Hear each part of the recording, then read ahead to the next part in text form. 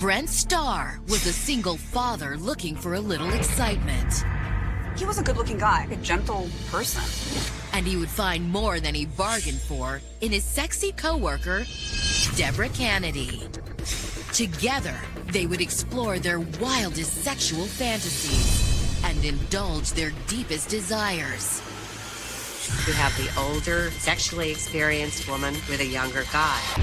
But the lovers' hot office romance would be cut short by a terrifying crime. There were streaks of blood up and down the walls. Now, go behind closed doors with investigators as they try to determine what caused this horrific act of violence. What kind of rage would somebody have to do this?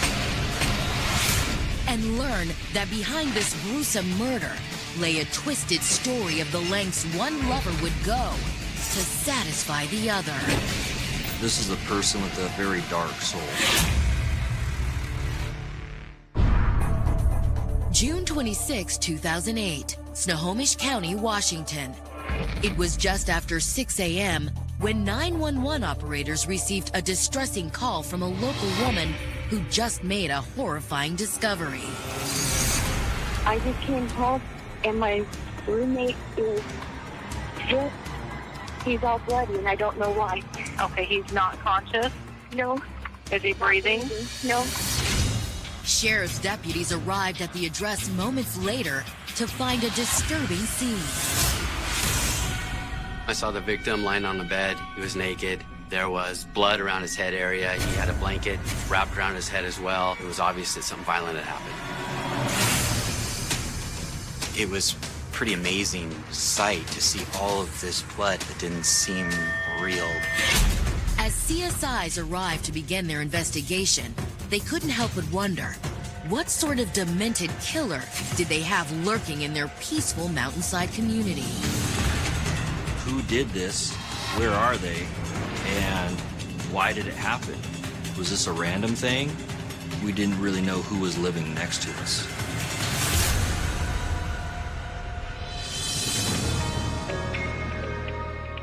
Born and raised in Gold Bar, Washington, Brent Starr spent his youth as a fun-loving country boy who took full advantage of life in the Washington wilderness. Good time for Brent meant that you were outside. It did not involve walls unless they were walls of a Jeep, and that was only to get somewhere to go fishing or hunting. Growing up as an outdoorsman made Brent physically strong and taught him self-reliance. But he also had a softer side. Beneath Brent's rugged appearance lay a kind and generous heart. Even though he has a tattoo of a bear on his arm, he's not a grizzly. He's a teddy. He's the kind of person who would go out of his way to help anybody, wouldn't hurt a fly. In his 20s, Brent fell in love with a local girl, and before long, they had a daughter together. Brent's life was transformed by fatherhood. He was on cloud nine. I mean, her life was everything to him. He was adventurous, and now he'd changed his life. It was time to settle down and be a family man. He was quite a good dad, from what I could tell. But Brent's dreams of a nuclear family were short-lived. The couple broke up after only being married a few years. And a now 30-year-old Brent found himself struggling to provide his young daughter with the happy home she deserved. The mom had gotten into a lot of drugs, prescription drugs, and so he had gotten temporary custody of his daughter. Brent was intent on getting permanent custody of his daughter, so he took extra shifts at the locksmith company where he worked to save up money for a house. In the meantime, he rented a trailer for them to stay in. He really wanted his daughter to have a stable situation in a home. That would be important to him after the child had had a lot of, apparently, chaos, emotional chaos. He would get up very early in the morning and then take her to daycare, and then Brent would head off to work. But even with his daughter taken care of during the day, the stress and responsibility of being a single father quickly began to take its toll. All the care fell on him, so he went to work every day, also came home and fed her, bathed her, put her to bed. He was only getting maybe about 4 hours of sleep a night. What Brent desperately needed was a little fun and excitement in his life. And he would find all that and more in the arms of an attractive coworker at the locksmith company where he worked, 45-year-old Deborah Canady. She was the secretary there, and they just started talking. The two were immediately attracted to one another. And despite their 15-year age difference, Deborah and Brent discovered they also had a lot in common. Like Brent, Deborah had suffered heartbreak at a very young age. Deborah had gotten pregnant as a teenager, and the father ran out on her. Left to raise her daughter on her own, Deborah spent the next 18 years working hard to provide a stable home life, often working 2 jobs to make ends meet. By the time her daughter had grown up and moved out on her own, Deborah was ready to get back into the dating scene and to make up for the excitement she'd missed out on as a single mom. She provided for her family, which is excellent, but it was a little dull for her. Deborah needed to have an exciting, pleasurable sex life with some taboos in it. She was a real sexual adventurer. And Deborah didn't waste any time taking advantage of her newfound freedom to explore the kind of adventurous sex life she'd been fantasizing about. She got to go a little crazy. She got to cut loose and do all the things that she never got to do. As much fun as Deborah was having playing the field, the last thing she expected was to find the man of her dreams. Deborah started working as a secretary at a locksmith, and there was a guy that caught her eye there, a guy named Brent Starr. He was a good-looking younger guy, very attractive. When Deborah learned that Brent was trying to get custody of his daughter, she offered to help, hoping to spend more time with Brent outside of work. He was trying to get custody of his daughter, and the paperwork's pretty difficult. She said, I can help you with the paperwork. I had helped my daughter with her custody of her children. I know how to do this. Once she got her handsome coworker alone, Deborah made her move. And Brent learned that Deborah's skills extended far beyond paperwork. We have the older, sexually experienced woman with a younger guy, and that was thrilling. The two began dating, and within just a few short weeks, Deborah had become a part of Brent's life. Debbie was really good in helping Brent with his daughter. Brent must have thought that Deborah was a great catch. Not only did they have crazy wild sex, Deborah had already demonstrated that she could be very nurturing. She could be a mother figure.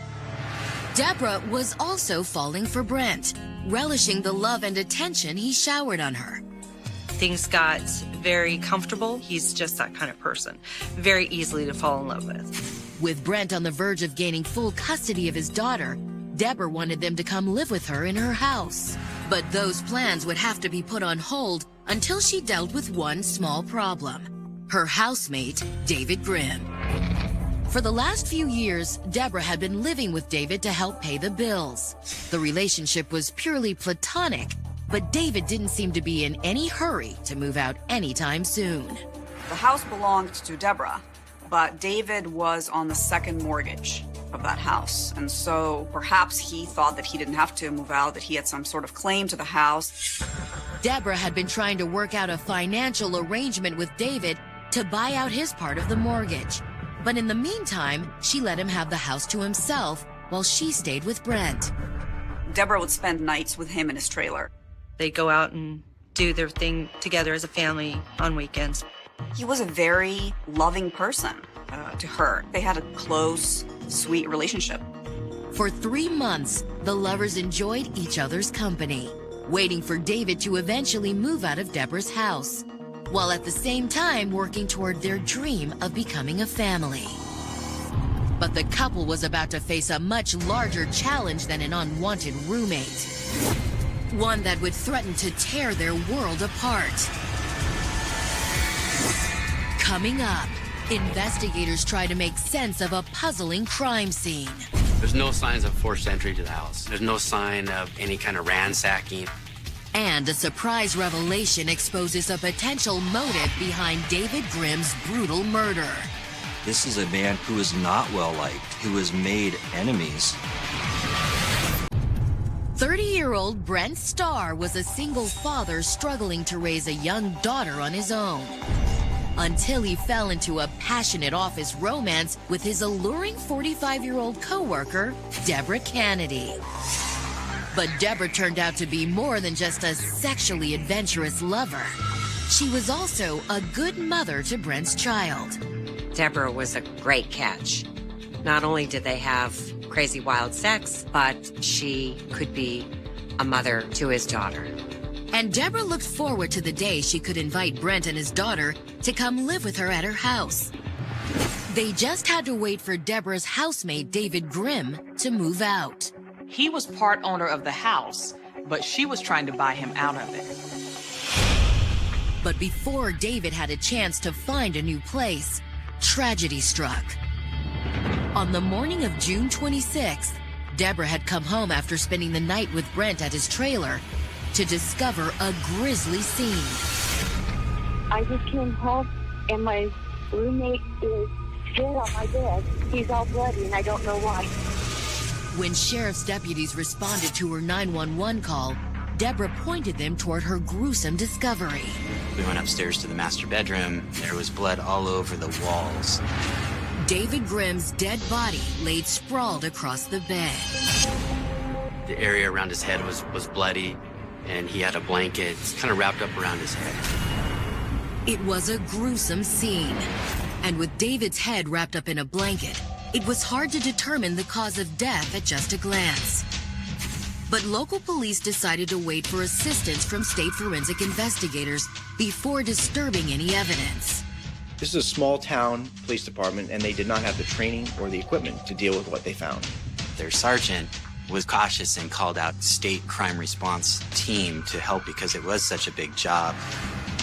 In the meantime, sheriff's deputies carefully examined the bedroom and remainder of the house for clues as to what might have happened. But detectives found David's wallet on the dresser, and other valuables in the home were left intact, so a break-in seemed unlikely. There's no forced entry. There's no sign of any kind of ransacking around the rest of the house. What happened was isolated in the bedroom. It appeared that whoever murdered David Grimm had snuck into his bedroom that night with one purpose. The killer crept up to David's bed and brutally murdered him while he was asleep. But who would have wanted David Grimm dead? Looking for answers, detectives turned to his housemate, Deborah. And while she was obviously still in shock, she agreed to sit down with detectives at the police station for an interview.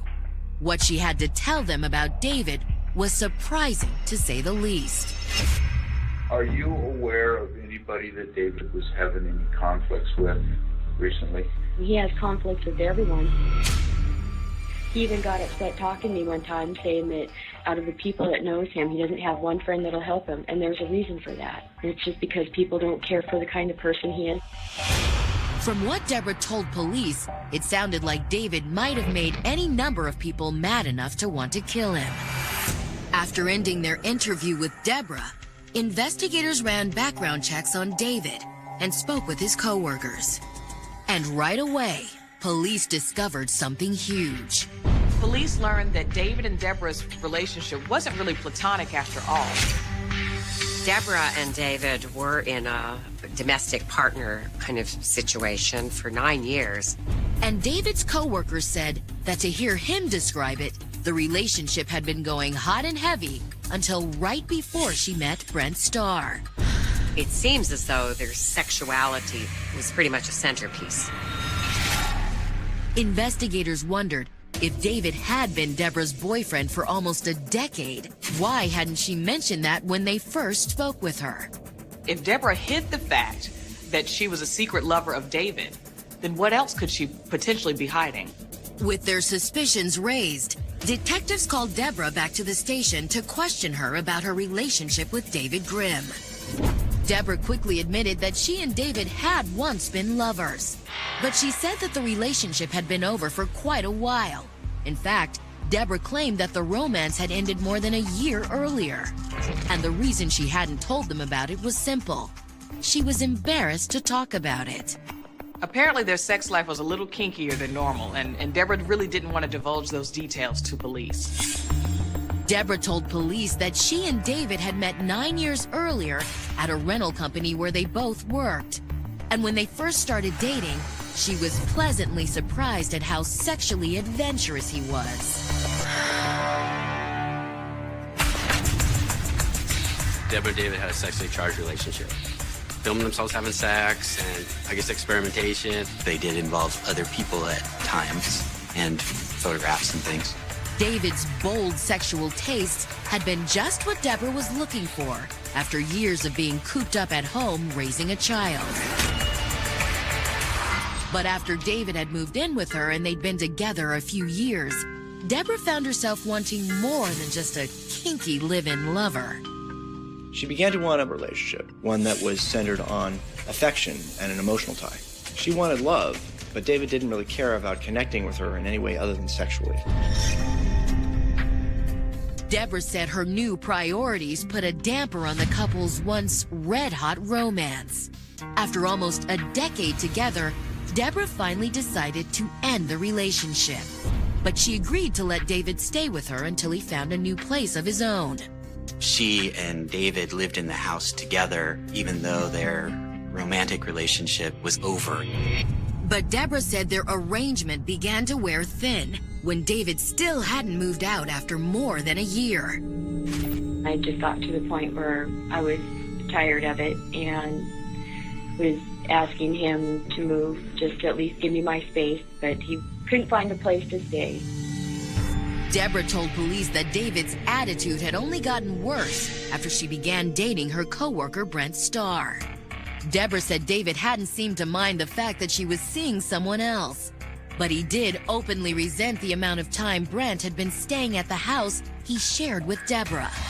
All of a sudden decided that Brent was the interloper because David would go around saying it was his house, his stuff. Deborah said she was surprised by David's reaction, especially since they seemed to have split on good terms. But David's attitude only seemed to get worse in recent weeks, to the point where she wondered if he might have been suffering from some sort of personality disorder. David had become more and more hostile toward Brent and Deborah. He's becoming very confrontational. Every time Brent's around, there's always an issue. Detectives couldn't help but wonder, if David had been suffering from depression like Deborah claimed, was it possible he hadn't actually been murdered, but instead shot himself? David was very depressed by all accounts. He was friendless, he was down, and many witnesses had said that David had said things about wanting to end his life. Until state investigators examined David's injuries, police couldn't rule it out. Nor could they eliminate the possibility that if David had been murdered, his unpopular reputation around town meant he could have fallen victim to a number of possible suspects. This is a man who has made enemies, who is not well liked. It's not surprising that somebody took his life. Detectives also couldn't help but focus on Deborah's new boyfriend, Brent Starr. By Deborah's own admission, her relationship with Brent had caused friction with David. Detectives wondered, was it possible Brent had gotten tired of waiting for David to move out and resorted to deadly measures to remove David from the house? Here's a situation where you have a bad relationship and a jealous ex-boyfriend, and that all starts to add up to one thing. Coming up, the case takes a stunning turn when investigators finally learn the real cause of David Grimm's death. It was a very personal, rage type of killing. And a scandalous discovery reveals that the victim had a secret life. It's not really hard to imagine his dirty little secret leading to confrontation. When Brent Starr and Deborah Canady began their racy office romance, they thought they'd found the passion and excitement they'd been missing from their lives. This relationship gave them both the chance to start over. There was only one problem. Deborah's ex-boyfriend, David Grimm, refused to move out of her house and seemed intent on making things difficult for the happy couple. So when Deborah found David murdered in his bed, the contentious relationship between Deborah's current and former lovers made Brent a person of interest. But when investigators questioned Deborah about her new boyfriend, she insisted that Brent couldn't have committed the murder because she'd been with him throughout the night and that morning. Deborah's story is the night before, she goes over to Brent's trailer, they watch a movie together, and they fall asleep.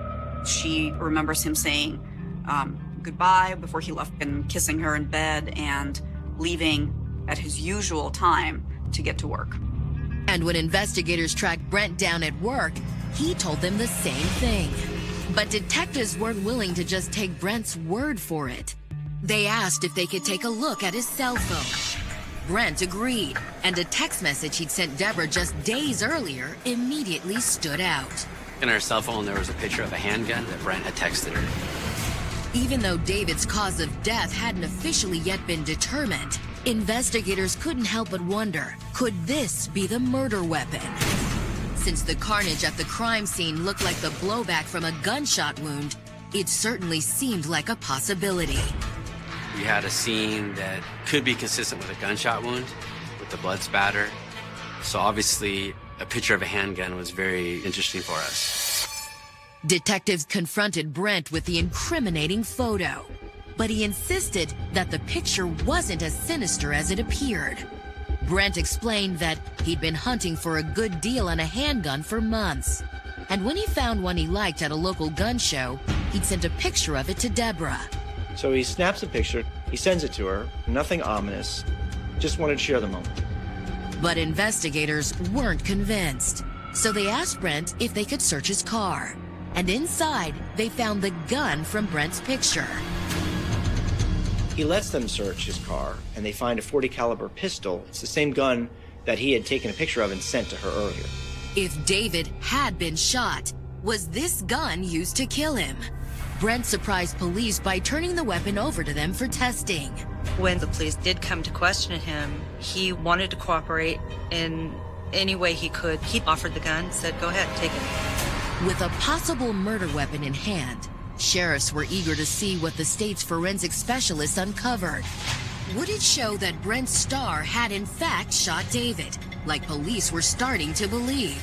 If in fact this was the gun that was used to kill David Grimm, then police should be able to match the bullets and then make an arrest for Brent Starr. But before ballistics test returned, police received David's autopsy reports from state investigators. And their findings shattered the theory that David had been shot by Brent or anyone else. David had not been shot, but instead he'd been savagely beaten to death. They see that there are multiple blows to the head that are very significant, that look like he would have been bludgeoned. It was a stunning development. Forensic investigators had counted at least 24 separate blows to David's head.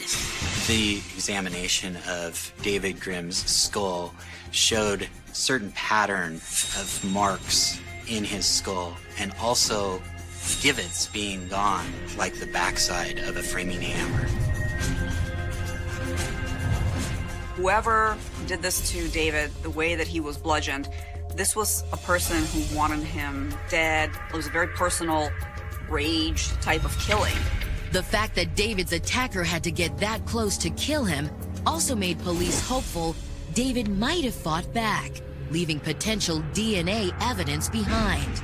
From the brutality of this crime scene, it very well could have been that the victim struggled significantly. But their hopes seemed to be dashed when initial crime scene analysis turned up no signs of a struggle.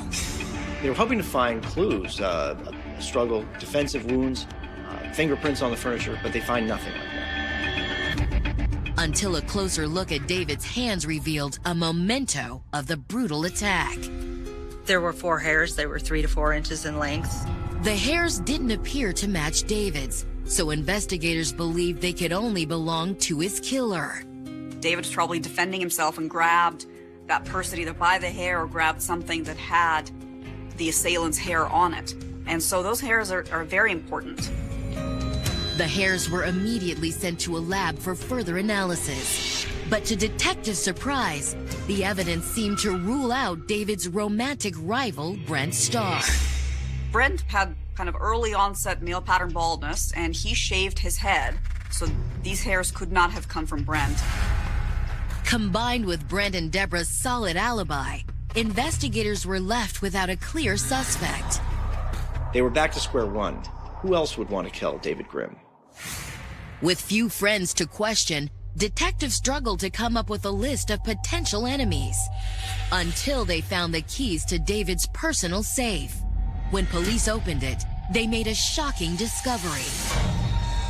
Investigators found some pretty damning photos in David's possession. Evidence that this man had some very complicated sexuality.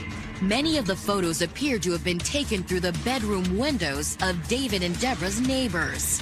David was a peeping Tom, so it's not really hard to imagine his dirty little secret leading to confrontation.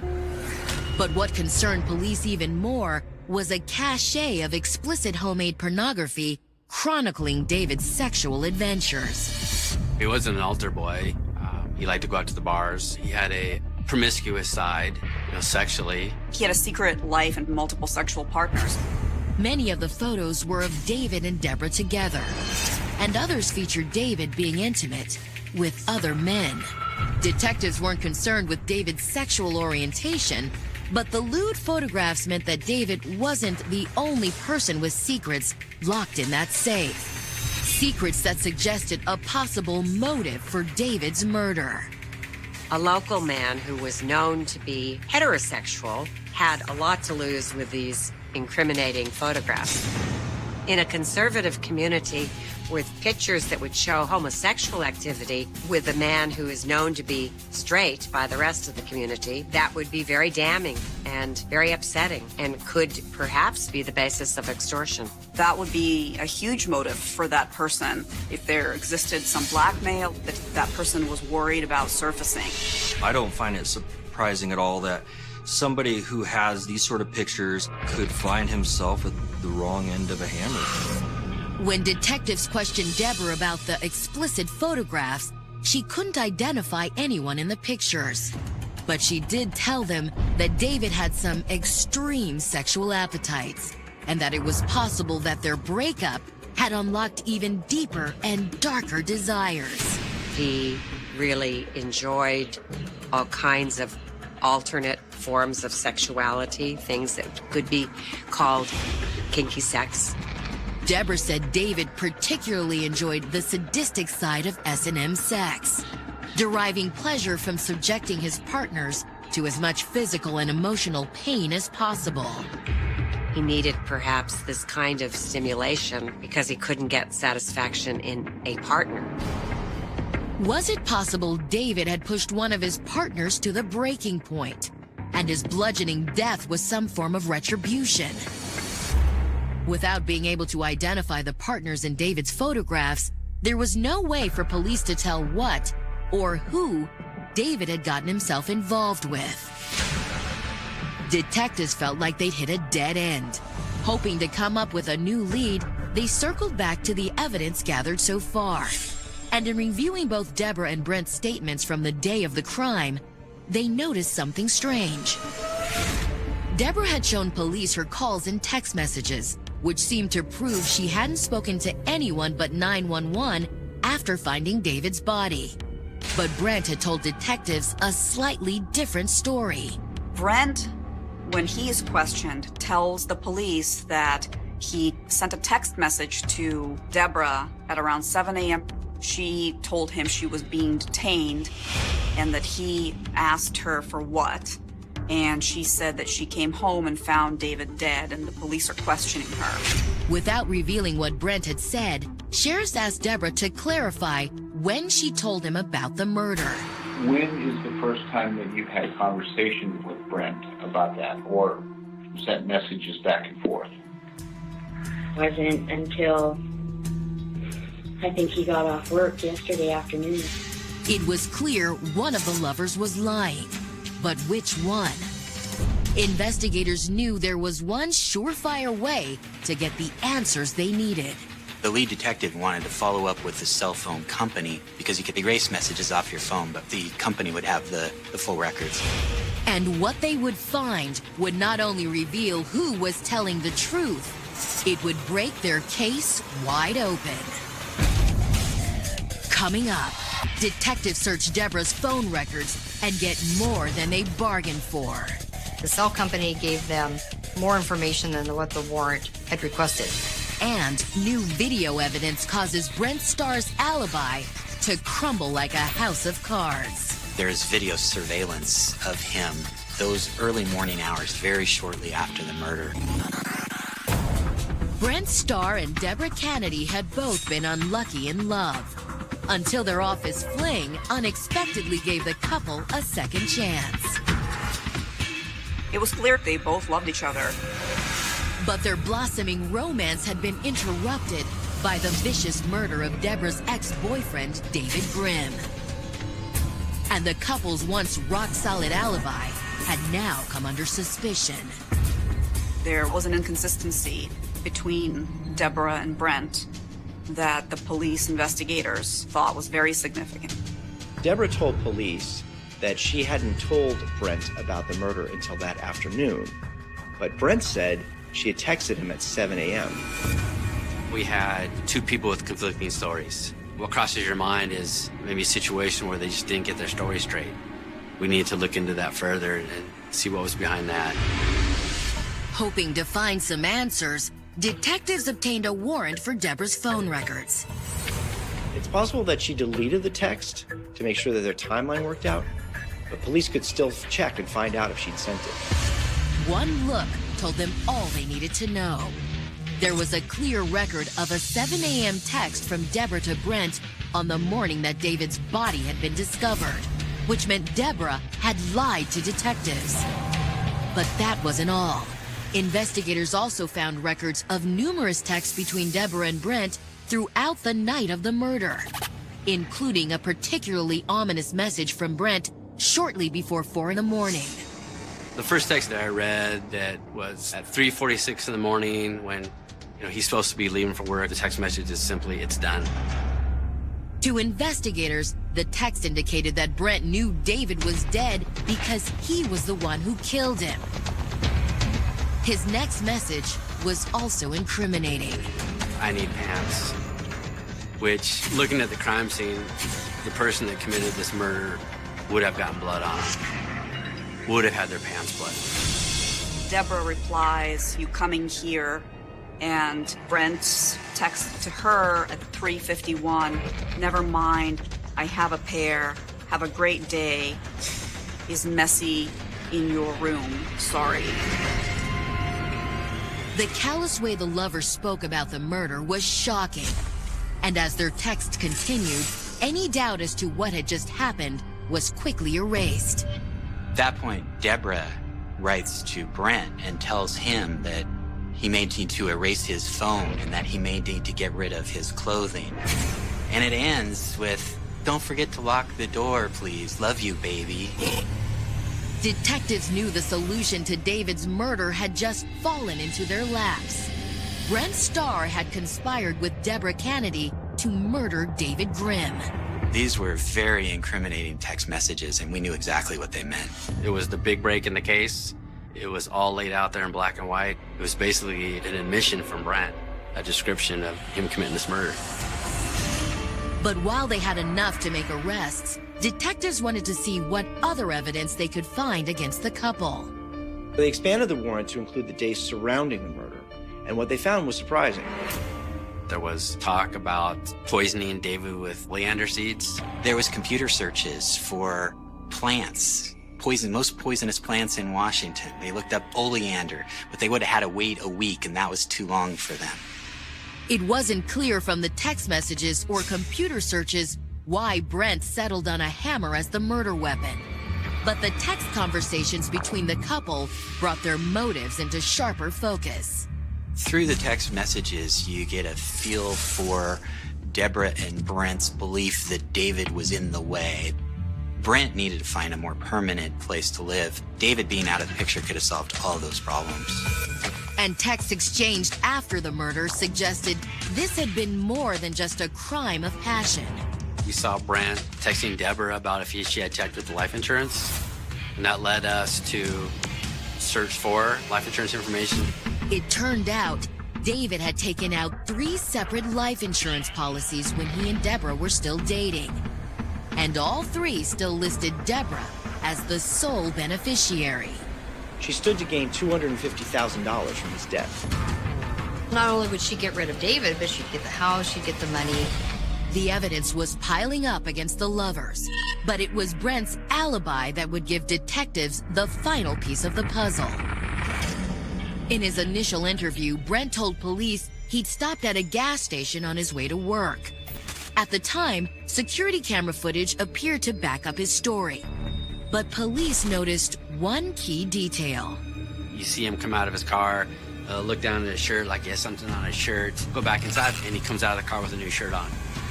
Remembering Deborah's text message to Brent about getting rid of his clothes, investigators assumed Brent had changed shirts because he was splattered with David's blood.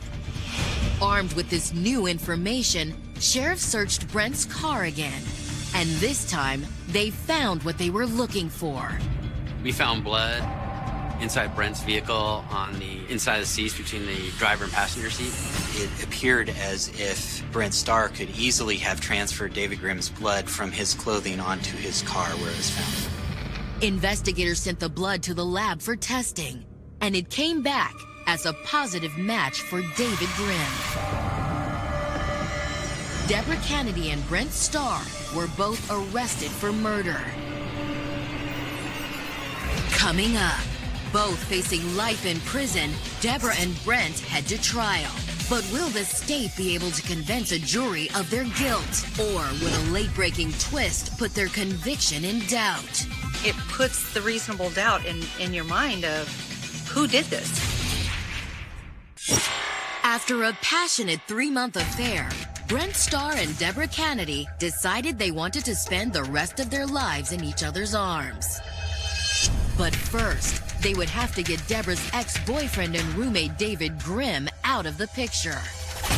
Prosecutors believed they'd been willing to do anything to be together and alone, including murder.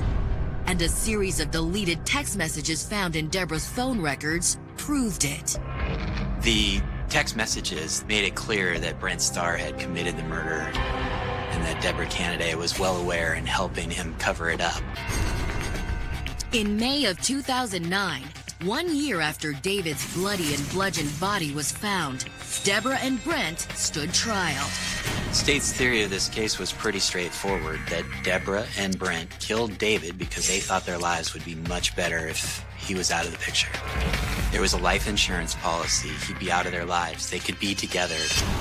The prosecution believed that in the early morning hours of June 26, 2008, Brent crept into the rural Washington home owned by David and Deborah while she established his alibi. She stays back in the trailer, she takes her kid to daycare, and she deletes their text messages. And when Brent found David lying in the bed he once shared with Deborah, his frustrations and resentment toward David boiled over. This was the man who'd been standing in the way of Brent and Deborah living happily together. And Brent used a hammer to eliminate his rival permanently. He hit him 24 times in the head with a framing hammer. If you're going in just to kill somebody, I don't think it's going to take 24 hits. This was a angry rage. Prosecutors argued the deleted text messages proved that Deborah and Brent had been planning to kill David for weeks prior to the attack. There was a lot of evidence of premeditation in this case, from buying a gun to Deborah doing research on poisonous plants to Brent staking out the house. When you read the text messages, they're very damning. They're very convincing that they had something to do with this. But Brent and Deborah's lawyers showed the jury that investigators had no hard evidence that put either one of them in the house at the time of the murder. There is zero physical evidence that ties Brent or Deborah to this crime. There is no forensic DNA evidence anywhere that belongs to Brent in the entire crime scene.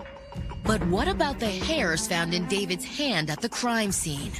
At first glance, the hairs look like they didn't belong to David and might have come from the killer.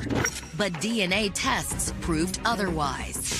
The police analysis showed that the hair that was in David's hand was his own hair. The defense also explained there was a good reason that traces of David's blood could be found in Brent's car. We have people who confirm that David had cut his hand some days prior to his death and that he, in fact, moved Brent's car while his hand was injured. And despite the provocative photos found at the scene, the defense claimed that investigators had done nothing to pursue any other leads. Once the arrest was made, I believe that they absolutely stopped looking for anybody else, which puts the reasonable doubt in your mind of who did this.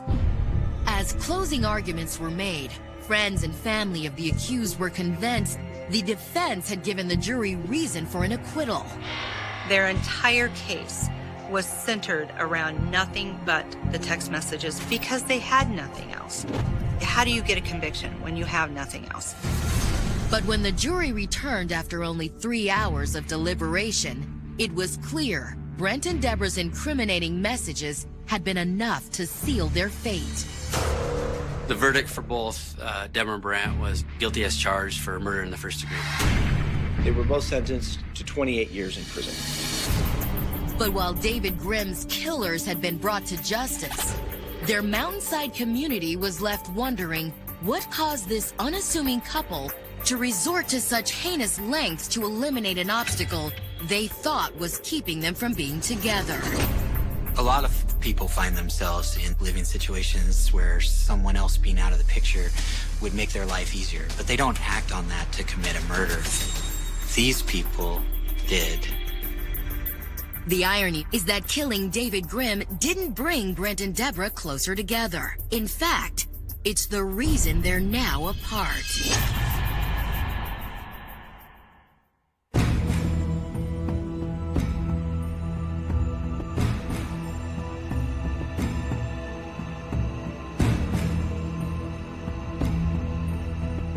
There are cities that become famous for their skylines, their history, or the promise of opportunity they offer to those willing to start over.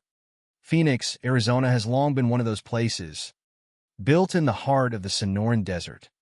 It is a city of endless suburban neighborhoods stretching beneath an unforgiving sun, where wide roads connect shopping centers, schools, quiet residential streets, and newly built communities. By the middle of the 2000s, Phoenix had become one of the fastest-growing metropolitan areas in the United States. Every year, thousands of new residents arrived hoping to build better lives. It was a city that symbolized expansion, optimism, and possibility.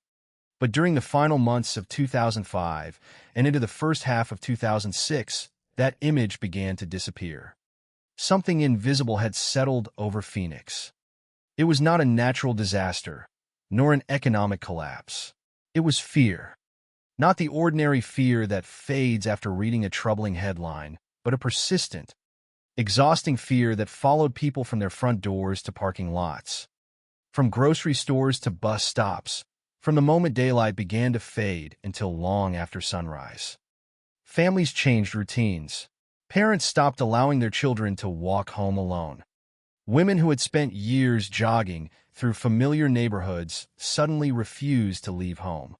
After dark, friends who once met for evening walks began insisting on driving everywhere, even if the destination was only a few blocks away. The city was changing, one precaution at a time. Local schools reminded students to travel in groups. Businesses warned employees not to walk to their cars alone after closing.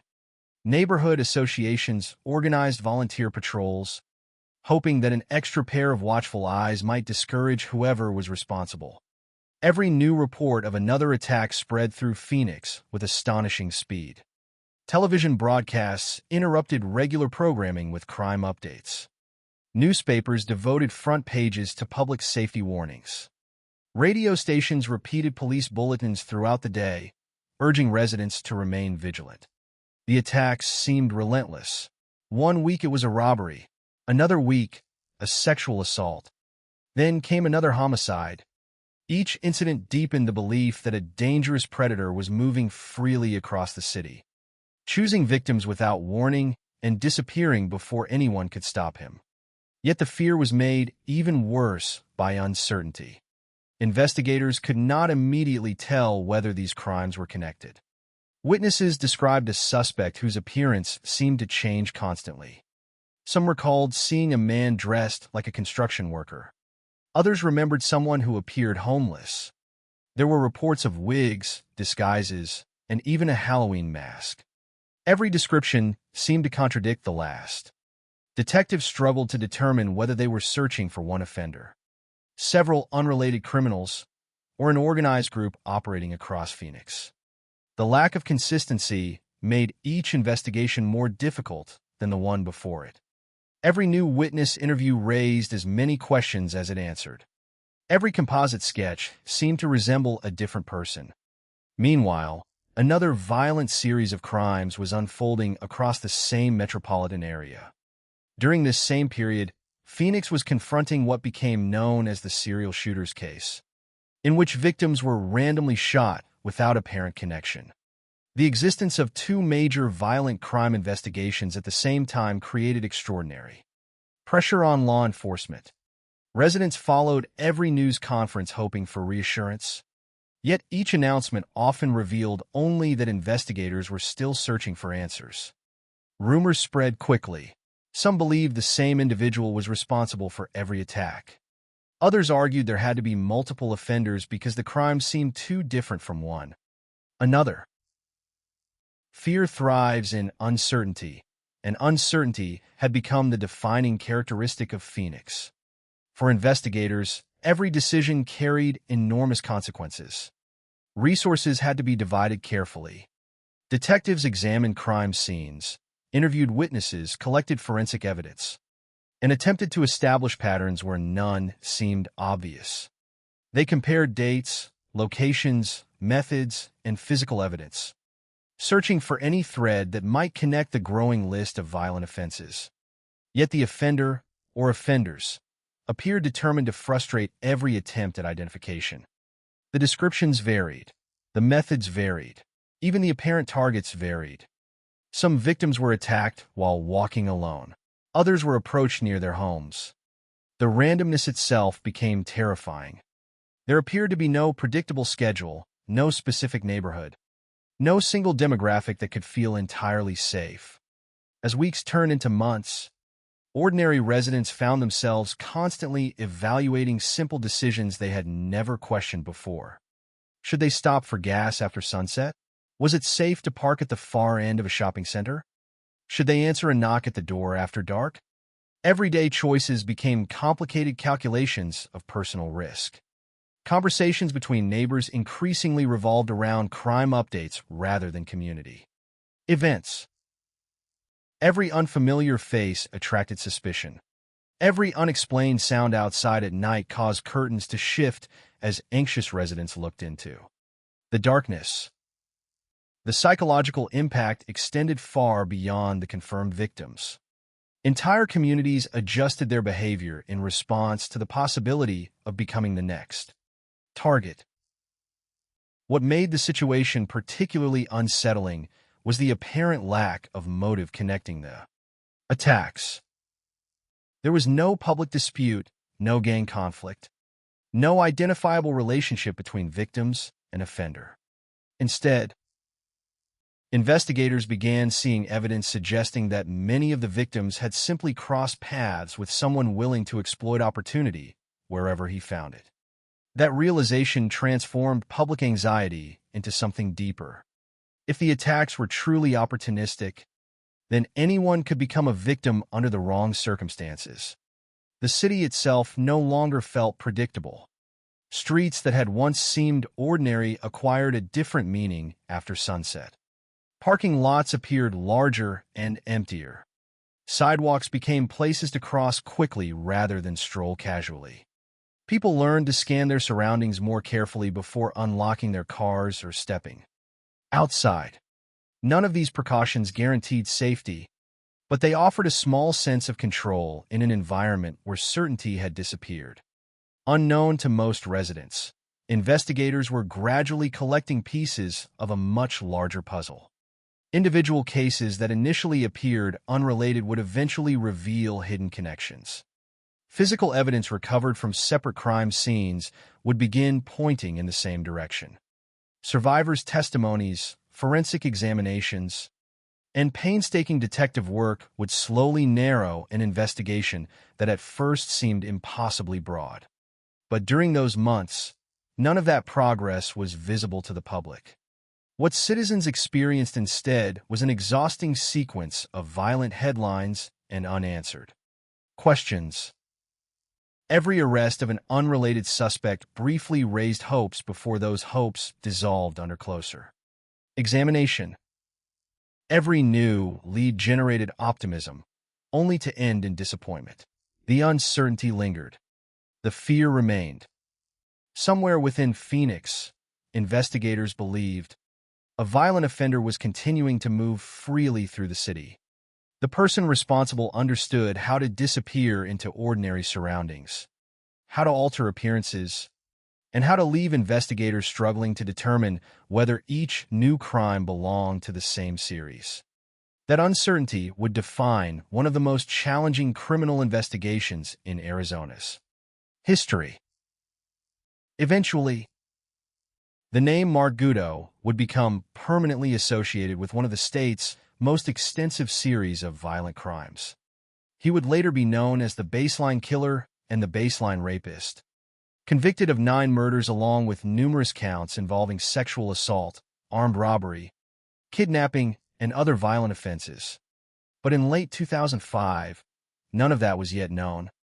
There was only a city searching for answers, investigators racing against time, survivors carrying unimaginable trauma, and countless residents wondering whether the next news report would describe another life forever changed.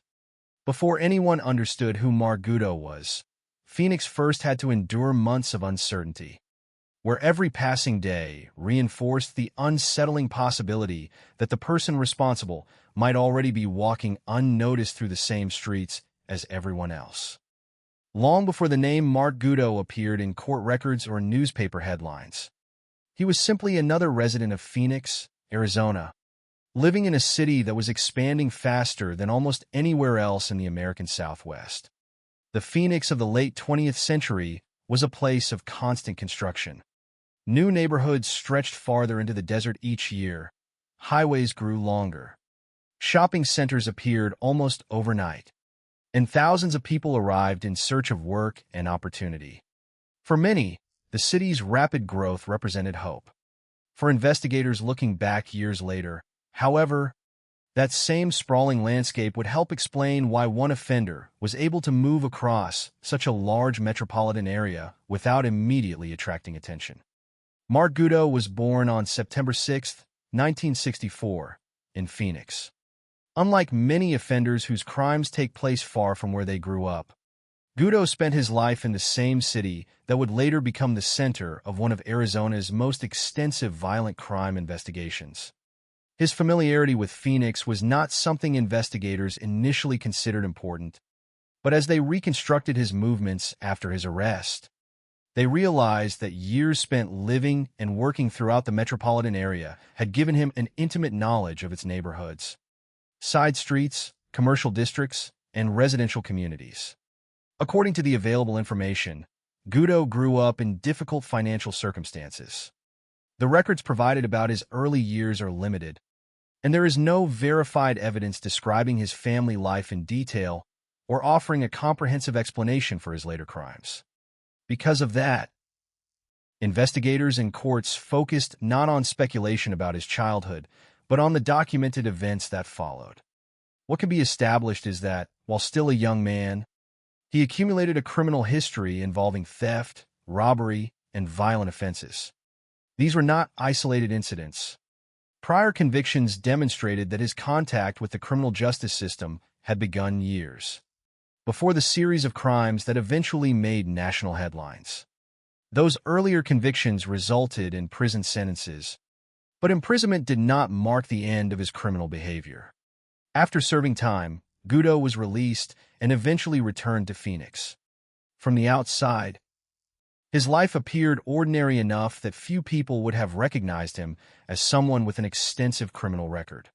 Like many residents of the city, he worked temporary jobs, particularly in construction. Construction work often required traveling between different neighborhoods, residential developments, commercial sites, and expanding suburban areas. Workers regularly moved from project to project depending on demand. For investigators examining his activities years later, this detail proved significant. It meant that Goudeau could legitimately be present in many different parts of the city without attracting unusual attention. A construction worker driving through unfamiliar neighborhoods was a common sight in Phoenix, especially during a period of rapid urban expansion. This ordinary appearance blended naturally into the city's daily rhythm. It also matched some of the witness descriptions collected during the investigation. Several victims and witnesses recalled seeing someone who appeared to be dressed like a construction worker before or during an attack. At the time, those descriptions offered little certainty because construction workers were everywhere throughout Phoenix. The clothing itself was unremarkable. It did not immediately distinguish one individual from thousands of others working across the metropolitan area. As detectives later pieced together the investigation, they recognized that the offender's ordinary appearance could be just as effective as an elaborate disguise. Yet construction clothing was only one of several different appearances associated with the unknown attacker. Witness accounts described a man whose appearance seemed inconsistent from one crime scene to another. Some believed he wore wigs. Others reported seeing someone dressed like a homeless person. There were reports involving a Halloween mask. Each description complicated the investigation. Detectives could not determine whether the differences reflected inaccurate eyewitness memories, deliberate disguises, or entirely different offenders committing unrelated crimes. During the early months of the investigation, these conflicting accounts prevented law enforcement from developing a reliable suspect profile. Every new composite sketch seemed to contradict the previous one.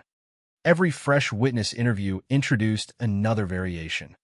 As a result, investigators spent valuable time exploring multiple possibilities instead of focusing on a single identifiable suspect. While the public saw only scattered news reports about violent crimes, detectives were attempting to understand whether a pattern existed beneath the apparent chaos. Looking back after the arrest, one aspect of Goudeau's background appeared increasingly relevant: his extensive familiarity with Phoenix itself. Temporary construction work had taken him across numerous neighborhoods.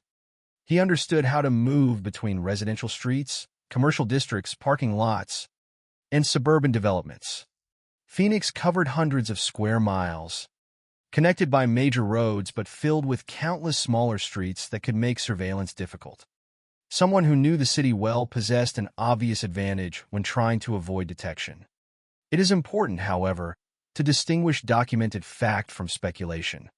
Investigators recognized that Goudeau's knowledge of Phoenix may have helped him travel efficiently, but the official evidence presented at trial centered on forensic proof, witness testimony, ballistics, and DNA rather than assumptions about how well he knew the city.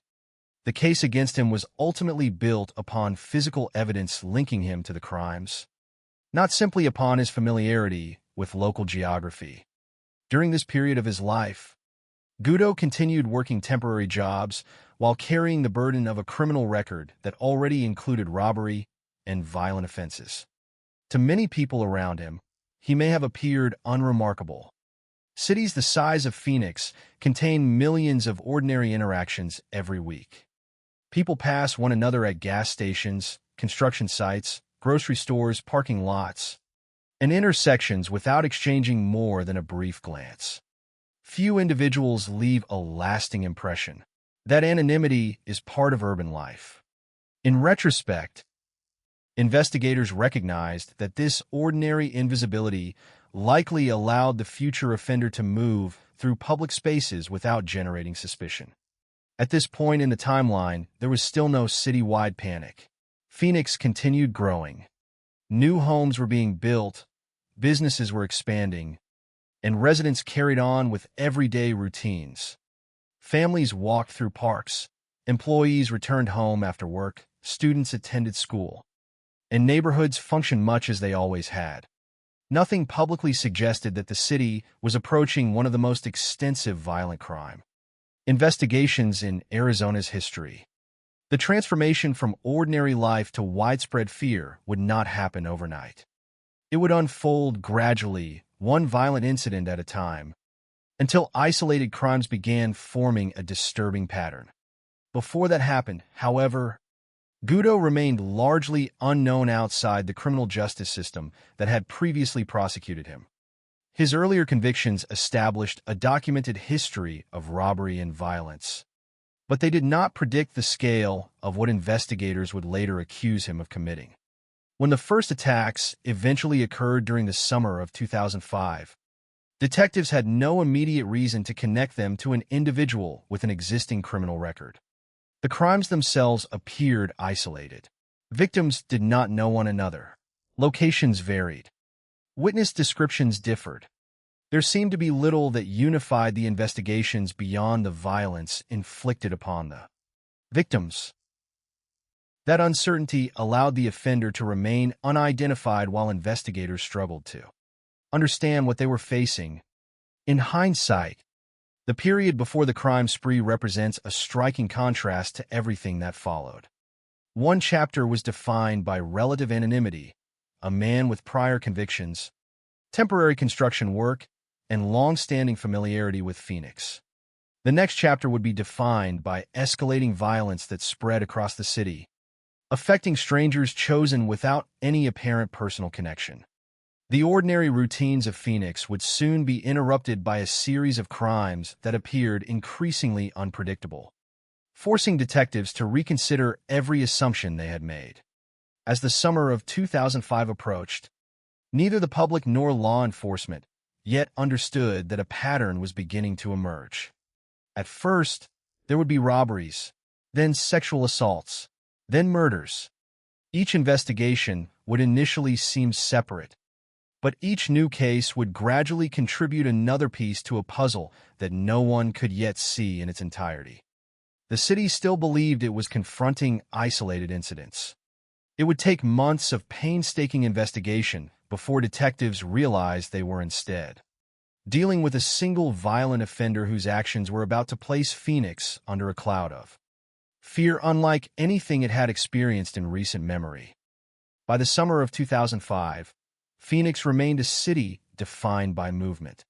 Construction projects continued across the metropolitan area. Traffic flowed through miles of wide boulevards, and new neighborhoods seemed to appear almost as quickly as the desert could be transformed into subdivisions and shopping centers. For most residents, daily life followed familiar routines. People left for work before sunrise to avoid the desert heat, returned home in the evening, stopped at grocery stores, visited parks, or walked short distances through neighborhoods they had known for years. Nothing about those ordinary moments suggested that they could become the setting for a violent encounter. Yet it was precisely that sense of normalcy that made the crimes so unsettling. They did not occur in abandoned buildings or remote wilderness. They happened in places people used every day: sidewalks, parking lots, residential streets, areas where victims believed they were only minutes away from the safety of home. According to the investigation that would later unfold, the series of violent offenses began during the summer of 2005. At first, there was little to suggest that these incidents formed part of a single criminal campaign. Police departments routinely investigated robberies, assaults, and isolated violent crimes. The challenge was determining when separate investigations should become one. During these early months, that answer was far from obvious. The offender's actions showed no immediately recognizable pattern that detectives could confidently identify. Victims came from different backgrounds. Locations varied across the Phoenix metropolitan area. Witnesses described a suspect whose appearance changed repeatedly. Each report seemed to belong to its own individual case file. Only later would investigators realize they had been examining fragments of a much larger picture. The offender's approach combined multiple violent crimes into a single encounter. Rather than committing only robbery or only sexual assault, he frequently escalated from one offense to another. Investigators eventually identified a recurring sequence in many of the attacks.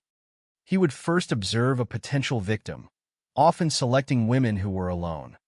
The surveillance itself may have lasted only minutes, but it allowed him to choose moments when the victim appeared isolated and unlikely to receive immediate assistance. Once he decided to act, he approached while armed with a firearm. The weapon immediately shifted control of the situation. Victims suddenly faced impossible choices under the threat of deadly violence. Compliance became a desperate attempt to survive rather than resistance.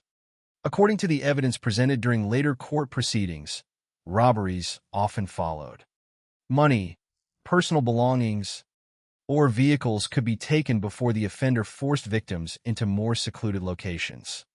Some were ordered away from public view, into darker areas where passing traffic or nearby residents would be less likely to notice what was happening. There, the violence frequently escalated into sexual assault. Investigators determined that these assaults formed a central part of the crime spree rather than isolated incidents. In cases where the offender feared identification, prosecutors argued that he sometimes chose to eliminate witnesses by shooting them, often at close range. The combination of robbery, kidnapping, sexual assault, and murder distinguished the series from many other violent crime investigations. It also complicated efforts to identify a consistent motive. Was the primary objective robbery? Sexual violence? Murder? The evidence suggested that the crimes often involved several objectives simultaneously, making traditional profiling more difficult. Another factor complicated the investigation even further. The victims themselves appeared to have no meaningful connection to one another. They did not belong to the same neighborhoods, workplaces, or social circles. Instead, investigators found themselves examining attacks against women of different ages and circumstances. Among the documented victims were young women, adult women, a pregnant woman, girls, women returning home, women walking through neighborhoods, and women performing ordinary tasks such as washing cars. Some attacks even occurred during daylight hours, challenging the common assumption that violent predators operated only under cover of darkness. This apparent randomness became one of the defining characteristics of the investigation. Residents struggled to identify behaviors that might keep them safe because the victims had not engaged in unusually risky activities. They had simply been living ordinary lives, walking home, running errands, standing outside their own residences. The realization that everyday routines could end in violence intensified public anxiety with every new report. As detectives worked through individual case files, witness interviews produced another major obstacle. Descriptions of the suspect refused to align. Some victims believed they had seen a construction worker before the attack. Others recalled someone who looked homeless. Additional reports mentioned wigs or facial coverings. There were accounts involving a Halloween mask. Every inconsistency forced investigators to ask the same question again. Were these differences the result of trauma affecting memory, deliberate disguises employed by one offender, or evidence that multiple offenders were operating simultaneously? Without definitive forensic links between cases, no answer could be accepted with confidence. Composite sketches reflected this uncertainty. Each new drawing captured one witness's recollection, yet no single image consistently matched every account. Detectives compared physical descriptions, estimated heights, clothing, hairstyles, and mannerisms. searching for overlap that might identify one individual. Instead, the differences often appeared more striking than the similarities. This uncertainty extended beyond investigators into the broader community. News coverage reported the attacks individually because police themselves had not yet publicly established that a single offender was responsible. Residents reading newspapers or watching television saw violent incidents accumulating but lacked a clear understanding of how, or whether, they were connected. Rumors inevitably filled the gaps left by incomplete information. Some believed gangs were responsible. Others suspected unrelated criminals committing similar offenses.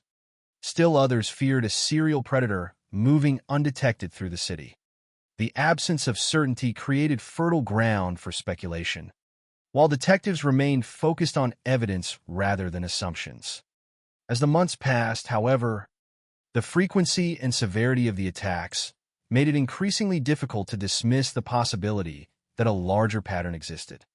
Violent crimes continued appearing across different parts of the metropolitan area. Detectives began comparing forensic evidence recovered from separate investigations more closely. Crime scene technicians preserved biological evidence wherever possible. Ballistic specialists examined firearms evidence from homicide scenes.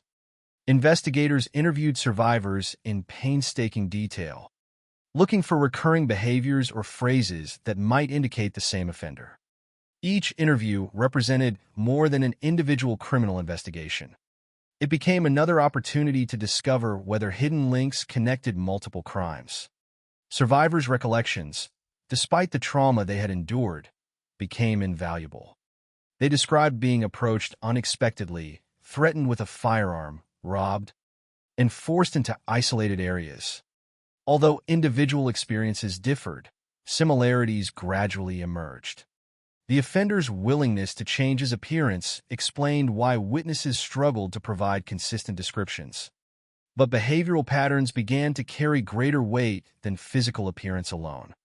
Investigators increasingly considered that the same individual might be adapting his appearance, while repeating similar methods of control and intimidation.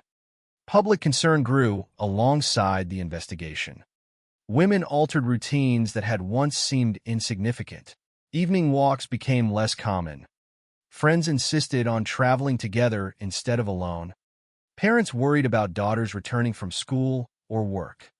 Community organizations distributed safety information, and conversations about recent attacks became part of everyday life throughout Phoenix. Each new incident reinforced the belief that the city faced a predator capable of appearing almost anywhere without warning. Yet despite mounting concern, the investigation still lacked the decisive breakthrough detectives desperately needed. But the process of connecting cases through forensic science required patience. Thousands of investigative decisions remained ahead. Detectives continued balancing open-mindedness with caution, careful not to force unrelated crimes into one theory while remaining alert to evidence that suggested a single offender. The complexity of the investigation reflected the complexity of the crimes themselves. The offender's shifting appearance, varied locations, multiple offense types, and seemingly random victim selection created one of the most challenging cases Arizona law enforcement had encountered. Then, on September 20th, 2005, one attack would stand apart from the others, not because it was less violent, but because two victims survived. Their courage in reporting the assault immediately, combined with the forensic evidence recovered afterward, would eventually provide investigators with a single piece of evidence capable of transforming months of uncertainty into a focused investigation. At the time, however, no one could have known that this horrifying encounter involving two sisters, one of whom was pregnant, would later become the pivotal turning point in identifying the man who would come to be known as the Baseline Killer. By September 2005, the sense of unease that had begun spreading across Phoenix was becoming impossible to ignore. Detectives were investigating violent crimes that appeared increasingly difficult to explain, while residents found themselves adapting to a new reality in which ordinary routines no longer felt entirely safe. Every fresh report of an armed robbery, sexual assault, or homicide added another layer of uncertainty. Although investigators had not yet publicly connected every case, they understood that certain similarities demanded closer attention. The offender appeared willing to strike wherever opportunity presented itself, targeting victims who happened to be alone and vulnerable for only a brief moment. There was no clear warning, no predictable schedule, and no neighborhood that could confidently consider itself untouched. Against that backdrop, one attack would eventually become the defining moment of the entire investigation. Not because it immediately revealed the identity of the offender, but because it preserved the evidence that detectives would later use to identify him beyond reasonable doubt. On September 20th, 2005, two sisters were walking home from a park. It was an ordinary activity, one that countless families undertake without a second thought. They were not engaged in dangerous behavior, nor were they expecting any confrontation.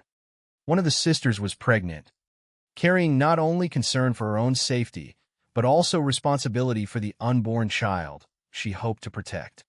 According to the evidence presented during the later court proceedings, an armed man confronted them and immediately took control of the situation. Displaying a firearm, he ordered the women away from the public area and forced them into nearby bushes, where they would be hidden from anyone passing by. The weapon left little room for resistance. The sisters faced the terrifying reality that a single wrong decision could cost their lives. Once they were isolated, the attacker ordered both women to remove their clothing. He used the firearm to maintain control throughout the assault, ensuring that neither victim felt capable of escaping. According to testimony later presented in court, he directed his attention toward the younger sister, sexually assaulting her while continuing to threaten the pregnant sister with a gun. At one point, he reportedly pressed the firearm against the pregnant woman's abdomen, warning that any attempt to resist would result in deadly consequences. The threat carried an especially cruel implication. It endangered not only the woman herself, but also the unborn child she was carrying. The assault represented one of the most disturbing episodes in the entire crime series because it demonstrated the offender's willingness to use extreme intimidation alongside physical violence to maintain complete control over multiple victims simultaneously. Yet despite the trauma they had endured, the sisters did something that would ultimately alter the course of the investigation. They survived, and they reported the attack to law enforcement immediately. Their willingness to cooperate with investigators under unimaginably difficult circumstances became one of the most important contributions to the case. Crime scene investigators carefully documented the location, collected physical evidence, and preserved biological material that would later become central to identifying the offender. At the time, however, detectives still did not know whose DNA they had recovered. They simply recognized that the evidence might one day prove invaluable if the unknown attacker could be identified. The investigation continued, and the sample entered the growing collection of forensic evidence associated with the expanding series of violent crimes. While detectives processed the evidence from the sisters' case, the violence across the Phoenix metropolitan area did not stop. Instead, the crimes appeared to escalate. On September 8th, 2005, just days before the assault on the sisters, 19-year-old Georgia Thompson had been shot and killed while returning home in Tempe. Her death became one of the earliest homicides that caused investigators to seriously consider whether they were dealing with a serial offender. Georgia's murder stood out not only because of the victim's young age, but because there appeared to be no personal relationship between her and the attacker. She was simply on her way home when her life was taken. The apparent randomness of the crime mirrored concerns that were beginning to emerge in other investigations. As the months passed, detectives faced additional homicide investigations that further reinforced their suspicions. On December 12, 2005, 39-year-old Tina Washington was robbed before being shot at close range. Once again, Investigators found themselves confronting a crime in which robbery and fatal violence appeared closely linked. The evidence suggested an offender willing to escalate from theft to murder without hesitation. Every new homicide required detectives to revisit earlier investigations, comparing methods, forensic evidence, and witness statements in search of connections. Then, on February 20th, 2006, another devastating development intensified those concerns. Romelia Vargas and Myrna Palmer-Roman were both shot and killed on the same day. The double homicide represented a critical moment in the investigation because it strengthened detectives' belief that multiple violent incidents previously treated as separate might actually belong to the same offender. The possibility that one individual could be responsible for so many crimes dramatically changed the scale of the investigation. Resources expanded, case files were compared more aggressively, and detectives increasingly worked across jurisdictional boundaries to determine whether hidden links connected the growing list of victims. Another homicide would later reinforce those conclusions. Initially, the killing of Sofia Nunez had not been formally included within the baseline killer investigation. At first, detectives believed the case might represent an unrelated homicide.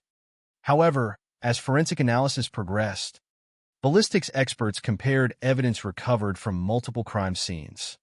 Their examination concluded that the firearm used in Sofia Nunez's death matched the weapon associated with other killings in the investigation. This scientific finding transformed the case. Rather than remaining an isolated homicide, Sofia Nunez's death became another confirmed part of the expanding series attributed to the same offender. The importance of forensic science continued growing throughout the investigation. While witness descriptions remained inconsistent because of the offender's changing appearance, physical evidence provided an objective basis for connecting cases. Ballistics linked firearms evidence. Biological evidence preserved from sexual assault investigations established additional relationships between crime scenes. Detectives increasingly relied upon these forms of scientific analysis because they remained unaffected by disguises, changing clothing, or imperfect eyewitness memory. Nevertheless, during late 2005 and early 2006, the public knew little about the detailed forensic work taking place behind the scenes. What residents experienced instead was the visible impact of continuing violence. Every homicide intensified public anxiety.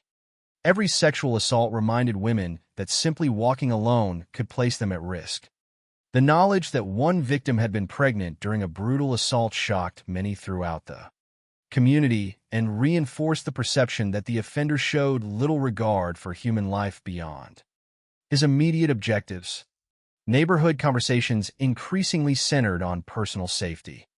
Families developed new routines designed to reduce risk. Evening outings were canceled. Friends accompanied one another whenever possible. Businesses reminded employees not to walk to parking lots alone after closing. Community patrols became more active, not because residents believed they could capture the offender themselves, but because visible vigilance offered at least some reassurance in an increasingly uncertain environment. Meanwhile, detectives remained focused on assembling evidence rather than responding to public speculation. They recognized that solving the case would require patience, coordination, and scientific precision.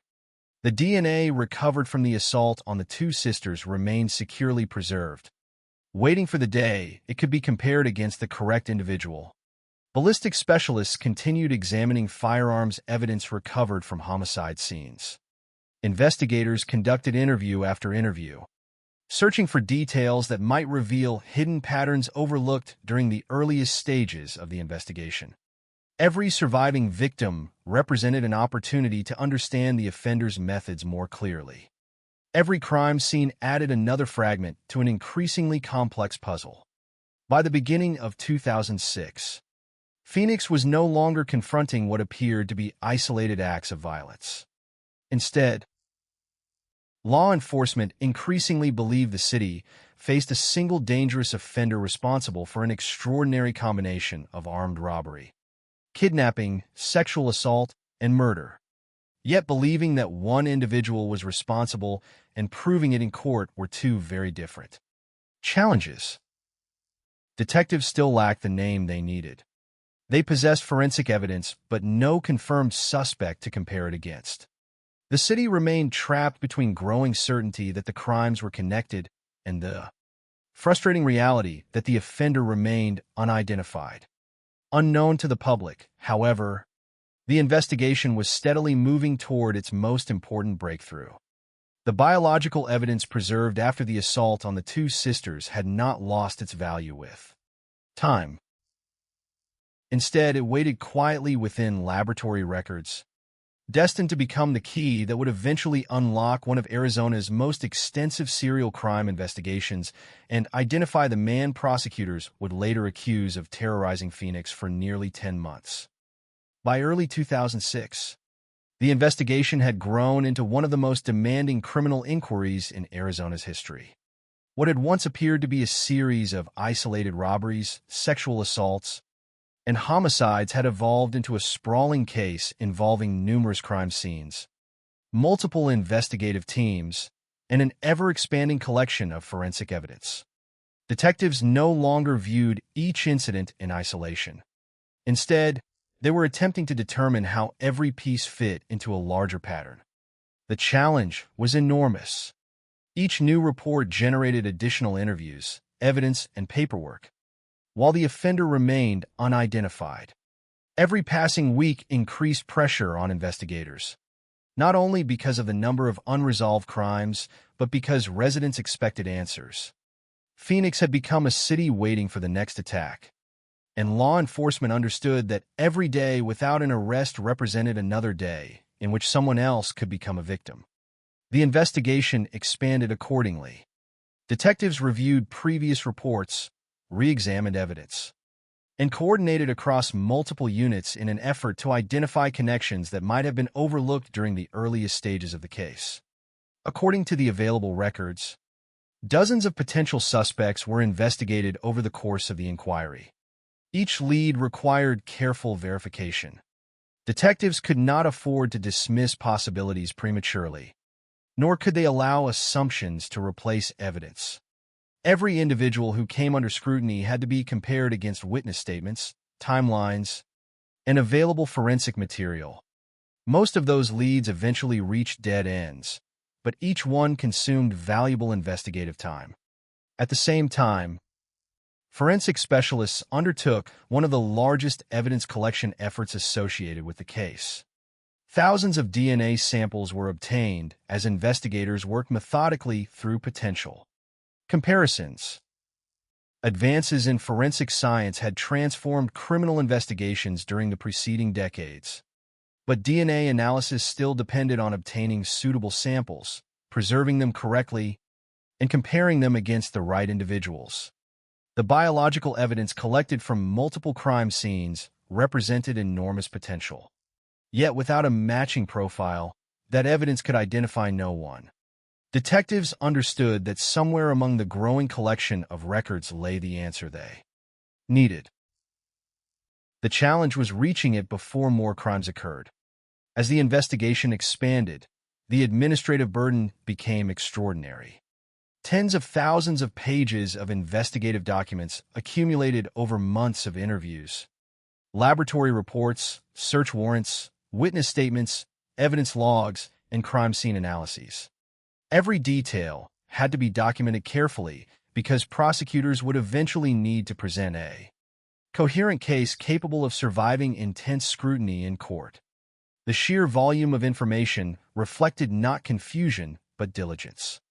Detectives recognized that a case involving numerous violent crimes demanded meticulous organization.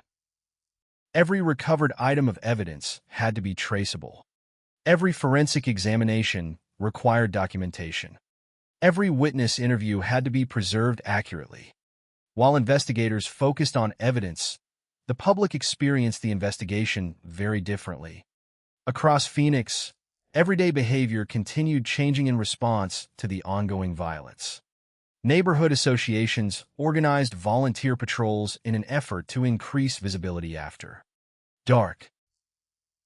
although residents understood that volunteers could not replace trained law enforcement officers. The presence of neighbors watching over one another offered a measure of reassurance during an unsettling period. Parents who had previously allowed children to walk short distances alone increasingly chose to drive them instead. Women altered familiar routines, avoiding solitary walks whenever possible. Many carried pepper spray or personal safety alarms, hoping they would never need to use them. These precautions reflected not panic, but adaptation. Residents were responding to the uncertainty surrounding a violent offender whose identity remained unknown. Businesses also adjusted to the changing atmosphere. Employees leaving work late in the evening were encouraged to travel together rather than alone. Parking lots received increased attention, and conversations about personal safety became commonplace. Every new attack reported in local media reinforced the perception that caution was necessary. The psychological impact extended far beyond the individuals directly victimized. Entire communities found themselves making decisions based upon the possibility of encountering someone they could neither recognize nor predict. Yet even as public anxiety intensified, investigators began noticing something encouraging within the evidence itself. Although eyewitness descriptions continued to vary because of the offender's changing appearance, forensic comparisons revealed increasing consistency. DNA recovered from separate sexual assault investigations showed significant connections between multiple crime scenes. These biological links suggested that what had initially appeared to be unrelated offenses had in fact been committed by the same individual.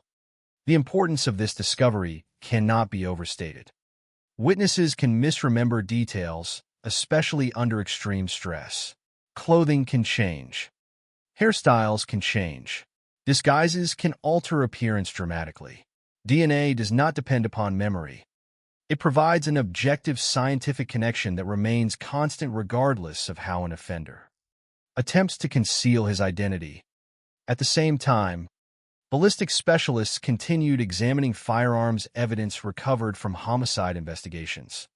Every firearm leaves distinctive microscopic markings on bullets and cartridge cases. By comparing these markings across different crime scenes, experts can determine whether the same weapon was used repeatedly. During the baseline investigation, this process proved equally significant. Ballistics analysis gradually linked several homicides together, reinforcing detectives' growing belief that they were investigating a single offender responsible for multiple categories of violent crime. One particularly important development involved the homicide of Sofia Nunez. Initially, her death had not been classified as part of the baseline killer investigation. However, subsequent ballistics analysis demonstrated that the firearm involved matched evidence recovered from other murders already under examination. This scientific connection expanded the scope of the case while simultaneously strengthening confidence that investigators were following the correct path. Separate investigations that once appeared unrelated were increasingly converging through objective forensic evidence. Detectives also continued interviewing surviving victims and witnesses. Their testimony became more valuable as investigators gained a clearer understanding of the offender's methods. Individual memories that once seemed isolated could now be compared across multiple incidents. Patterns of behavior emerged even when descriptions of physical appearance differed. Investigators recognized recurring methods of control, repeated use of a firearm to dominate victims, movement toward secluded locations, robbery, sexual assault, and in some cases, murder when identification appeared possible. Each survivor's account added another layer of understanding to the overall investigation. Gradually, the evidence began pointing toward one individual. Detectives did not rely on a single witness or one isolated piece of forensic evidence. Instead, the investigation advanced through the accumulation of independent findings that supported one another. Biological evidence, ballistics, crime scene analysis, and witness testimony all contributed pieces to the same puzzle. By the late summer of 2006, investigators reached the moment they had been working toward for nearly a year. The DNA recovered during the September 20th, 2005 assault on the two sisters was compared against the profile of Mark Gutto. The result was decisive. The profiles matched. The biological evidence that had remained preserved since the attack now provided detectives with the scientific identification they had long sought. Months of uncertainty suddenly narrowed toward a single suspect. For investigators, the DNA match represented far more than a promising lead. It established a direct forensic connection between Gutto and one of the most significant crimes in the investigation. Combined with the growing body of ballistics evidence and other investigative findings, detectives believed they finally possessed the foundation necessary to move forward. The case that had once consisted of scattered reports and conflicting witness descriptions was beginning to take a coherent shape. Law enforcement prepared carefully for the next phase. A premature arrest without adequate preparation could jeopardize months of investigative work. Detectives therefore continued assembling evidence, reviewing procedures, and securing the legal authority necessary to proceed. Every step required precision because the stakes could hardly have been higher. The suspect they intended to arrest was believed responsible for one of the most extensive series of violent crimes Arizona had ever confronted. By the beginning of September 2006, the investigation had reached its defining moment. The city that had lived for months under the shadow of uncertainty stood on the verge of learning the identity of the man prosecutors believed had committed 9 murders along with numerous robberies, kidnappings, and sexual assaults. What had begun as scattered crimes connected only by fear was now held together by science. DNA had provided the name investigators needed. Ballistics had linked separate homicides. Survivor testimony had preserved crucial details. Countless hours of investigative work had transformed confusion into evidence. The hunt for the baseline killer was approaching its conclusion. But the most consequential chapter, the arrest, the courtroom battle, and the effort to prove every accusation beyond reasonable doubt, was only about to begin. After months of uncertainty, countless interviews, and one of the largest forensic investigations in Arizona's history, detectives finally reached the moment they had been working toward. The breakthrough did not come from a dramatic confession or an anonymous tip. Instead, it came from the careful preservation of evidence and the steady advancement of forensic science. The DNA collected after the September 20th, 2005 assault on the two sisters had remained securely preserved throughout the investigation. For nearly a year, it represented an unanswered question. Investigators knew it belonged to the attacker, but until they identified the correct individual for comparison, it could not reveal a name. That changed in September 2006. According to the investigation, the DNA recovered from the assault was compared with the profile of Mark Gutto. The result was a match. For detectives, the significance of that finding extended far beyond a single criminal case. The assault on the two sisters had always occupied a central place in the investigation because both victims survived, immediately reported the crime, and enabled investigators to collect biological evidence under carefully documented conditions. Now that same evidence connected a specific individual to one of the most important crimes in the entire series. Years of experience had taught investigators that no single piece of evidence should stand alone. DNA was extraordinarily powerful, but prosecutors understood that a successful prosecution involving numerous murders and violent offenses required a comprehensive case supported by multiple independent forms of proof. As a result, detectives continued reviewing every aspect of the investigation. Ballistics evidence, witness testimony, physical evidence recovered from crime scenes, and statements from surviving victims were examined together rather than separately. The goal was not merely to establish that Mark Gutto had committed one offense, but to determine whether the broader body of evidence supported the conclusion that he was responsible for the extensive series of crimes that had terrorized Phoenix between August 2005 and June 2006. On September 4, 2006, investigators acted. law enforcement officers executed a search warrant and arrested Mark Gutto. For residents of Phoenix, the arrest marked a turning point after months of fear and uncertainty. Although legal proceedings still lay ahead, the investigation had finally identified a suspect whom detectives believed was connected to the violent crime spree. During the search of Gutto's residence, investigators recovered several items that they believed could be associated with the investigation. Among the materials seized were masks, fake guns, and other objects that investigators considered potentially relevant to the crimes under review. Each item was carefully documented, photographed, collected, and entered into evidence according to established forensic procedures.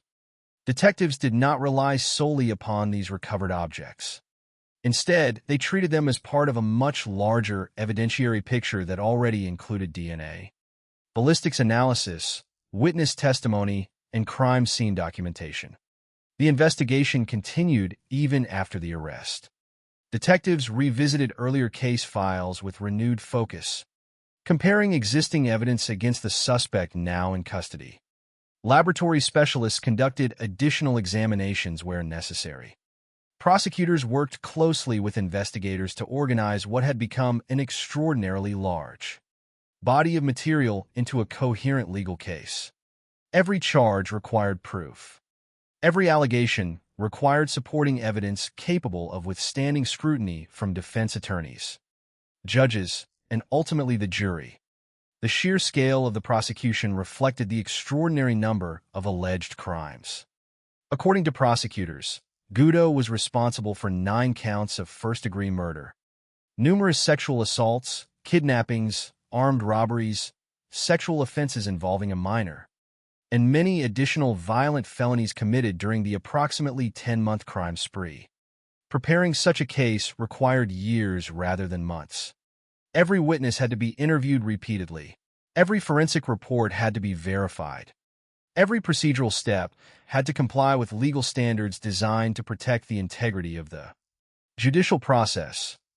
When the case finally entered the courtroom, the proceedings reflected the complexity of the investigation itself. Prosecutors did not ask jurors to rely upon emotion or speculation.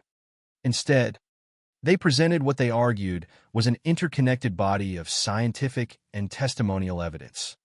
One of the central pillars of the prosecution's case was DNA evidence.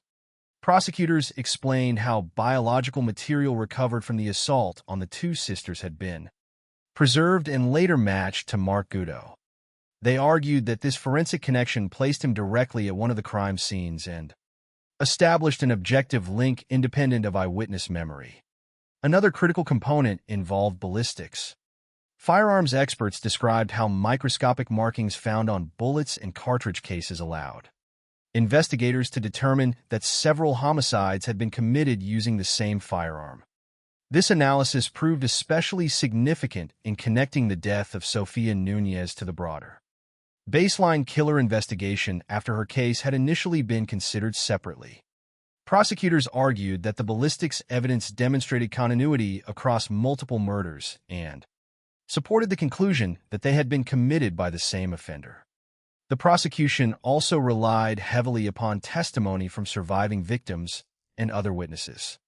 Survivors described the violence they endured, the methods used by the attacker, and the circumstances surrounding the assaults.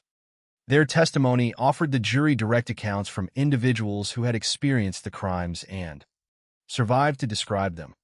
Witnesses from various stages of the investigation also contributed evidence concerning the collection of forensic material, the preservation of crime scenes, and the investigative process that ultimately led to Gutto's arrest. Physical evidence recovered during the search of his residence formed another part of the prosecution's presentation. Prosecutors argued that, when viewed alongside DNA, ballistics, and survivor testimony, the totality of the evidence established a consistent picture pointing toward Gutto as the offender responsible for the series of crimes. The defense challenged that conclusion. Gutto's attorneys argued that investigators had focused too heavily on a single suspect and that certain aspects of the forensic evidence deserved closer examination. They questioned whether some DNA evidence was incomplete and argued that the interpretation of certain findings remained open to dispute.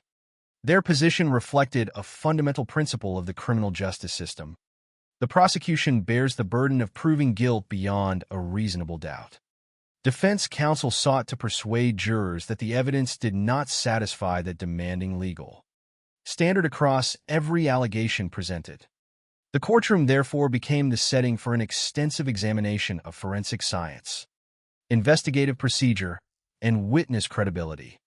Jurors heard competing interpretations of the evidence while evaluating testimony from experts and survivors alike.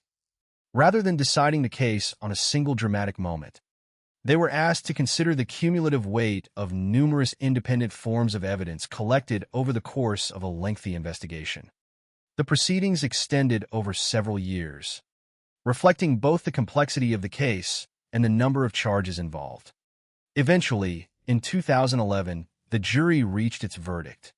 After reviewing the evidence presented throughout the trial, jurors found Mark Gutto guilty of the overwhelming majority of the charges against him, including all 9 first-degree murders attributed to the baseline killer investigation. The verdict represented the culmination of years of investigative work involving detectives, forensic scientists, prosecutors, crime scene specialists, laboratory personnel, and the surviving victims whose willingness to cooperate had proved essential from the earliest days of the investigation. For many residents of Phoenix, the convictions brought a measure of relief after years during which the city had struggled to understand the violence that had disrupted everyday life. Yet the conclusion of the trial did not erase what had happened. Families who had lost loved ones continued living with profound grief. Survivors continued carrying the emotional consequences of crimes that could not simply be undone by a courtroom verdict. The judicial process had established legal responsibility, but it could never restore the lives that had been taken or fully repair the trauma experienced by those who survived. Even so, the outcome demonstrated the importance of perseverance in complex criminal investigations. The case against Mark Gutto was not solved overnight. It emerged through months of patient detective work, meticulous evidence collection, careful forensic analysis, and the courage of victims who reported what had happened despite unimaginable circumstances. From the DNA preserved after the assault on the 2 sisters to the ballistics that linked multiple homicides and the testimony that connected individual cases into a single narrative, every component contributed to a prosecution that ultimately convinced a jury beyond a reasonable doubt. The courtroom battle had ended, but one final chapter remained. The sentencing phase would determine how the legal system responded to one of the most extensive violent crime sprees in Arizona's history. While the broader legacy of the baseline killer investigation would continue influencing discussions about forensic science, criminal investigations, and the resilience of survivors for years to come. The guilty verdicts delivered in 2011 marked the end of one phase of the baseline killer case. But they did not conclude the legal process. In a criminal prosecution involving multiple murders, sexual assaults, kidnappings, armed robberies, and numerous other violent felonies, the sentencing stage carried enormous significance. It was the point at which the court moved beyond determining guilt and turned its attention to deciding the legal consequences for crimes that had affected dozens of victims and an entire metropolitan community. For the families of those who had been killed, for the survivors who had testified in court, and for the investigators who had spent years assembling the evidence, sentencing represented another emotional milestone. Although no judicial decision could undo the suffering that had occurred between August 2005 and June 2006, the court was now responsible for imposing a punishment that reflected both the number of offenses and their extraordinary severity. Prosecutors had presented evidence connecting Mark Gutto to 9 first-degree murders, along with numerous additional crimes that included sexual assault, kidnapping, armed robbery, and sexual offenses involving a minor. The jury had accepted that evidence, finding him guilty on the overwhelming majority of the charges presented during the lengthy trial. The responsibility now shifted to the court to determine the appropriate sentence within Arizona law. Ultimately, the court imposed one of the most severe collections of penalties ever associated with a single criminal case in the state. Mark Gutto received 9 separate death sentences, with each sentence corresponding to one of the first-degree murder convictions attributed to the baseline killer investigation. The court also imposed extraordinarily lengthy prison terms for the remaining convictions. According to the official records summarized in the available case information, those additional sentences totaled 762 years and 3 months of imprisonment, separate from the capital sentences themselves, and in addition to the lengthy punishment already imposed in connection with the assault on the 2 sisters. The combined sentence reflected not merely the number of victims, but also the extraordinary range of violent offenses committed during the crime spree. Unlike cases involving only a single category of crime, the baseline investigation encompassed armed robbery, kidnapping, sexual assault, homicide, and other serious felonies committed over approximately 10 months. Each conviction represented a separate violation of the law and a separate victim whose experience had been considered individually during the legal proceedings. By imposing consecutive and substantial sentences across those convictions, the court emphasized that each offense carried its own legal significance rather than disappearing within the broader scope of the case. Following sentencing, Mark Gutto entered the Arizona prison system, where he remains incarcerated while awaiting execution under the state's legal procedures governing capital punishment. As with all death penalty cases, the process did not end immediately after sentencing. Capital convictions are subject to extensive legal review designed to ensure that constitutional protections have been observed throughout the investigation, trial, and sentencing process. These procedures often require years of additional litigation before any sentence can be carried out. Consequently, although the trial itself concluded with convictions and multiple death sentences, the legal case continued through the appellate system. During these post-conviction proceedings, Gutto's family and defense attorneys consistently maintained that he was innocent. Their arguments centered on concerns regarding aspects of the evidence presented during the prosecution. According to the available information, they asserted that investigators had focused too heavily on a single suspect during the investigation.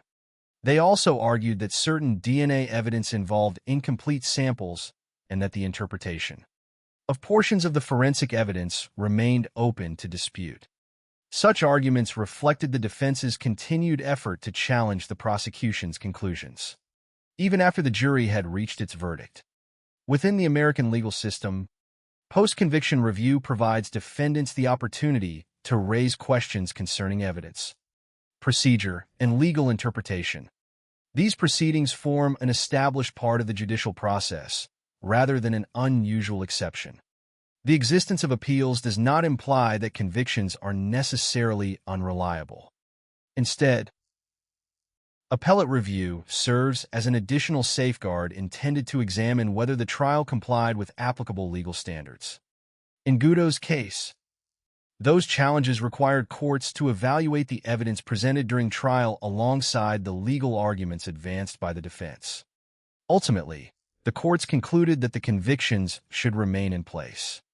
According to the judicial findings summarized in the case record, the combination of DNA evidence, ballistics analysis, survivor testimony, eyewitness accounts, and additional physical evidence provided sufficient proof of guilt. Rather than relying upon a single item of evidence, the prosecution had presented multiple independent forms of corroboration that supported one another. DNA connected Gutto to the assault on the 2 sisters. Ballistics linked multiple homicide scenes through the firearm evidence. Survivors described the attacks they had endured. Witness testimony and additional physical evidence further strengthened the prosecution's overall case. The courts determined that this cumulative body of evidence satisfied the legal standard required to uphold the convictions. As a result, the original verdicts and sentences remained intact. The continuing legal challenges nevertheless illustrate an important aspect of complex criminal prosecutions. Cases involving numerous charges, extensive forensic evidence, and the possibility of capital punishment inevitably receive intense scrutiny from both prosecutors and defense attorneys. Every laboratory procedure, every search warrant, every witness interview, and every courtroom ruling may later become the subject of appellate review. The baseline killer investigation was no exception. The extraordinary seriousness of the allegations demanded equally rigorous examination of the evidence supporting them. Beyond the courtroom, the case continued to leave a profound mark on Phoenix and the broader state of Arizona. For many residents, the legal outcome represented the conclusion of a period they would rather forget. Yet memories of the investigation remained vivid because the crimes had altered everyday life for so many people. Entire neighborhoods had changed routines. Families had reorganized daily schedules. Women had adopted new safety precautions. Businesses, schools, and community organizations had adjusted their practices in response to months of uncertainty. Although the arrest and convictions removed the immediate threat, the psychological impact of living through that period did not disappear overnight. The survivors occupied a particularly important place within the legacy of the case. Their willingness to report the crimes, cooperate with investigators, and testify during lengthy legal proceedings proved essential to the prosecution. The assault involving the two sisters remained especially significant because the biological evidence preserved after that attack eventually produced the DNA match that identified Goudeau. Without their immediate report to law enforcement and the careful forensic work that followed, investigators might have faced a much longer path toward identifying the offender. Their role underscored the importance of survivor testimony not only in obtaining justice but also in strengthening future criminal investigations through timely reporting and evidence preservation. The case also highlighted the evolving role of forensic science within modern law enforcement. DNA analysis and ballistics examination were not treated as isolated technical procedures, but as complementary investigative tools capable of linking crimes that initially appeared unrelated. Witness descriptions had varied because the offender repeatedly changed his appearance. Disguises complicated traditional investigative methods. Scientific evidence, however, remained consistent regardless of outward appearance. This combination of survivor cooperation, meticulous evidence collection, laboratory analysis, and persistent investigative work ultimately formed the foundation of the prosecution that the courts upheld. Looking back, the sentencing of Mark Goudeau represented more than the conclusion of one criminal trial. It marked the legal recognition of the suffering endured by numerous victims during one of Arizona's most extensive violent crime sprees. The multiple death sentences and more than 700 years of additional imprisonment reflected the extraordinary scale of the offenses as determined by the court. At the same time, the subsequent appeals demonstrated the legal system's commitment to reviewing even the most serious convictions with careful attention to evidence and procedure. Today, Mark Goudeau remains incarcerated within the Arizona prison system, awaiting execution while the legal framework governing capital punishment continues to operate. His case remains one of the most significant criminal prosecutions in the state's history, not because of the notoriety of the offender, but because it illustrates how persistent investigative work, forensic science, survivor testimony, and the judicial process combine to address an exceptionally complex series of violent crimes. The legal proceedings may have reached their conclusion, but the broader legacy of the baseline killer investigation extends far beyond the courtroom, influencing how investigators, prosecutors, and communities continue to think about serial violent crime, forensic evidence, and the enduring resilience of those who survived. When the story of a serial crime investigation is told, it is often shaped around the person responsible. The name of the offender appears in headlines, court documents, and public discussions. Investigators describe methods, evidence, and timelines. Trials focus on charges and verdicts. But behind every investigation of this scale are the people whose lives were changed forever, the victims who never returned home, the survivors who carried the memory of what happened, and the families who were left to endure a loss that could never truly be repaired. The Baseline Killer case was not only a criminal investigation involving Mark Gutto. It was a collection of individual tragedies experienced by real people throughout Phoenix and the surrounding communities. Each victim had their own life, their own relationships, and their own future before becoming connected to one of the most violent crime series in Arizona's history. The confirmed victims of the Baseline Killer investigation represented different ages and different circumstances. They were not connected by friendship, family, or conflict with the offender. Their only connection was that they encountered the same person during a period when he was moving through the Phoenix area committing violent crimes.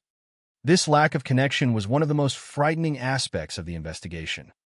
There was no personal dispute that explained the attacks. There was no obvious warning that could help others avoid becoming targets. The victims were selected through opportunity, making the crimes feel unpredictable and deeply unsettling to the public. Among the victims was Georgia Thompson, a 19-year-old woman whose death became one of the early events that caused investigators to consider the possibility that Phoenix was dealing with a serial offender. On September 8, 2005, Georgia was shot and killed in Tempe while she was on her way home. Like many victims in the case, she was engaged in an ordinary activity when her life was suddenly taken. There was no indication that she knew her attacker or had any connection to him. Her death represented the type of random violence that would later define the public fear surrounding the Baseline Killer investigation. To investigators, her case was not simply a homicide file.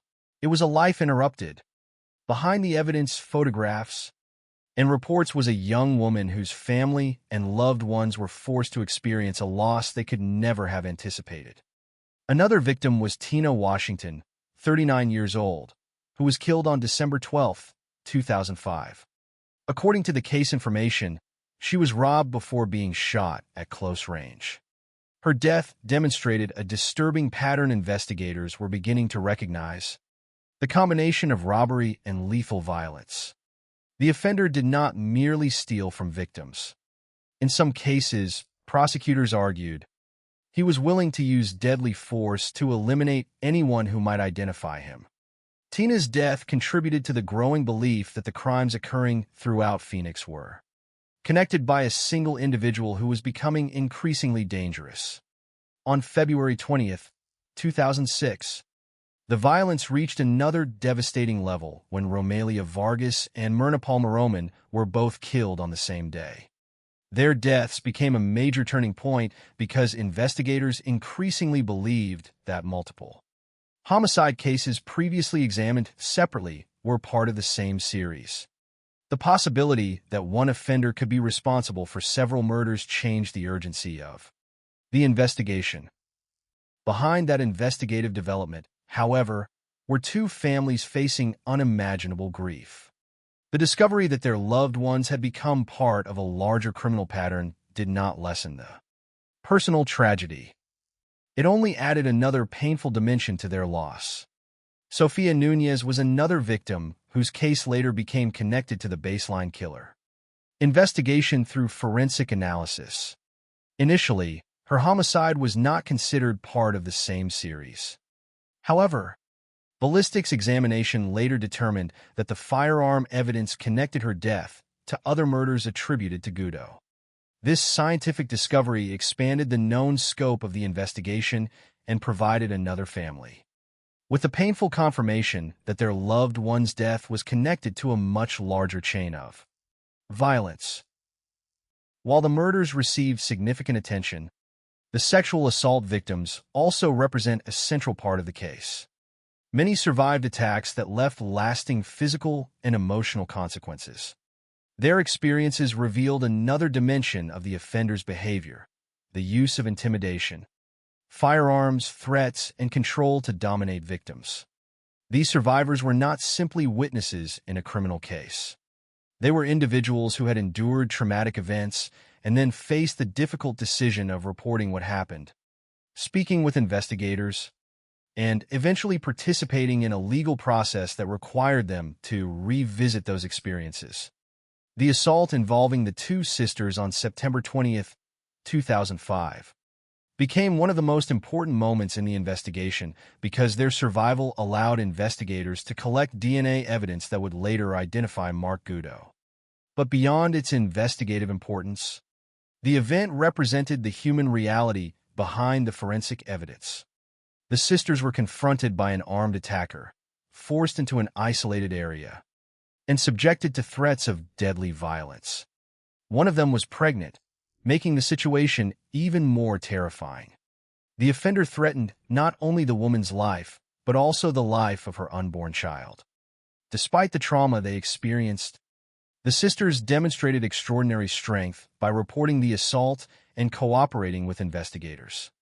Their actions provided law enforcement with critical evidence and helped prevent the case from remaining unsolved. The importance of survivors in the investigation extended beyond this single incident. Other victims who lived through attacks also provided information that helped investigators understand the offender's methods. Their descriptions of how they were approached, threatened, and assaulted contributed to the broader picture of the crimes. Because Gutto changed his appearance repeatedly, physical descriptions alone often created challenges for investigators.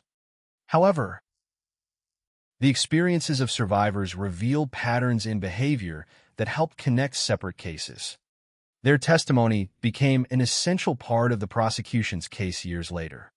The emotional impact of these crimes extended beyond direct victims. Families of those who were killed faced permanent loss. Parents lost children. Relatives lost loved ones. Friends lost people whose presence had been part of their everyday lives. No courtroom verdict could restore those relationships. No sentence, regardless of how severe, could return the victims to the people who missed them. Justice could recognize the crimes and punish the offender, but it could not erase the consequences experienced by those left behind. Communities also carried the weight of the investigation.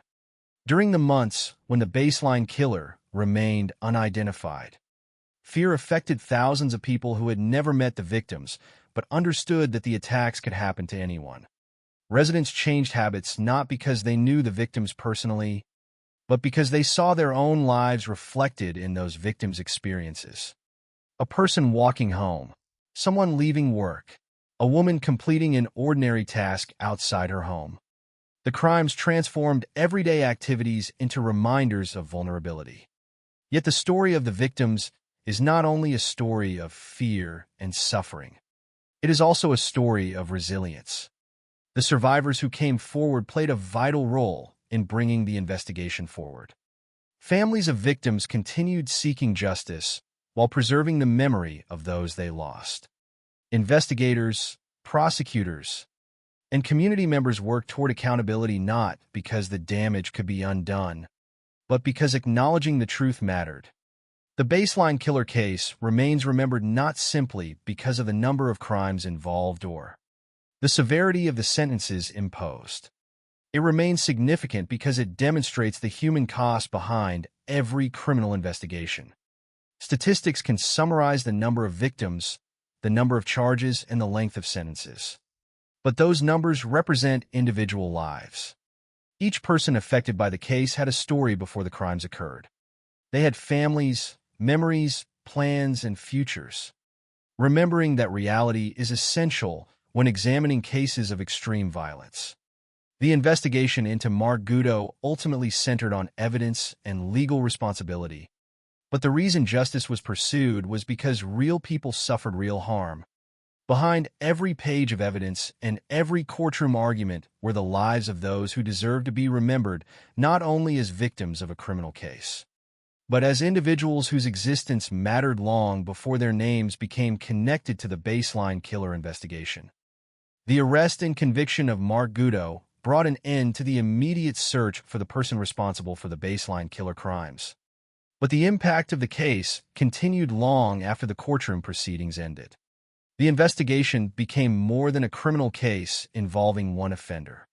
It became a defining moment for Phoenix, a test of law enforcement resources, forensic technology, and the ability of a community to endure prolonged uncertainty. Between August 2005 and June 2006, the city had experienced a level of fear rarely seen in its modern history. Residents had watched as reports of robberies, sexual assaults, and murders appeared repeatedly in the news. They had lived through months of questions without answers, wondering who was responsible and whether another attack would occur. When the investigation finally identified Gudo and secured convictions, it provided legal resolution, but it also left behind important lessons about the challenges of investigating complex serial crimes. One of the most significant aspects of the baseline killer case was the difficulty of recognizing a pattern when crimes initially appeared unrelated. At the beginning of the investigation, police were not looking at one obvious series of connected offenses. Instead, they were dealing with individual incidents spread across a large metropolitan area.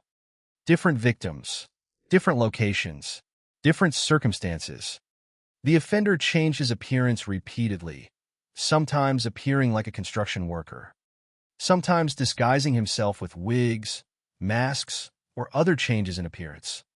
These factors created confusion and slowed the process of identifying a single suspect. The case demonstrated how dangerous an offender can become when investigators lack an immediate understanding of the connection between separate crimes.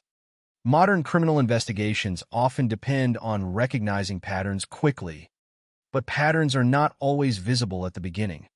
They emerge gradually through comparison, cooperation, and careful analysis. In the baseline investigation, detectives had to constantly reconsider their assumptions. They had to determine whether they were facing one offender, multiple offenders, or unrelated criminals committing similar acts. This uncertainty represented one of the greatest challenges throughout the case. Another important lesson from the investigation involved the role of forensic science. The baseline killer case became a powerful example of how DNA analysis and ballistics examination can transform criminal investigations.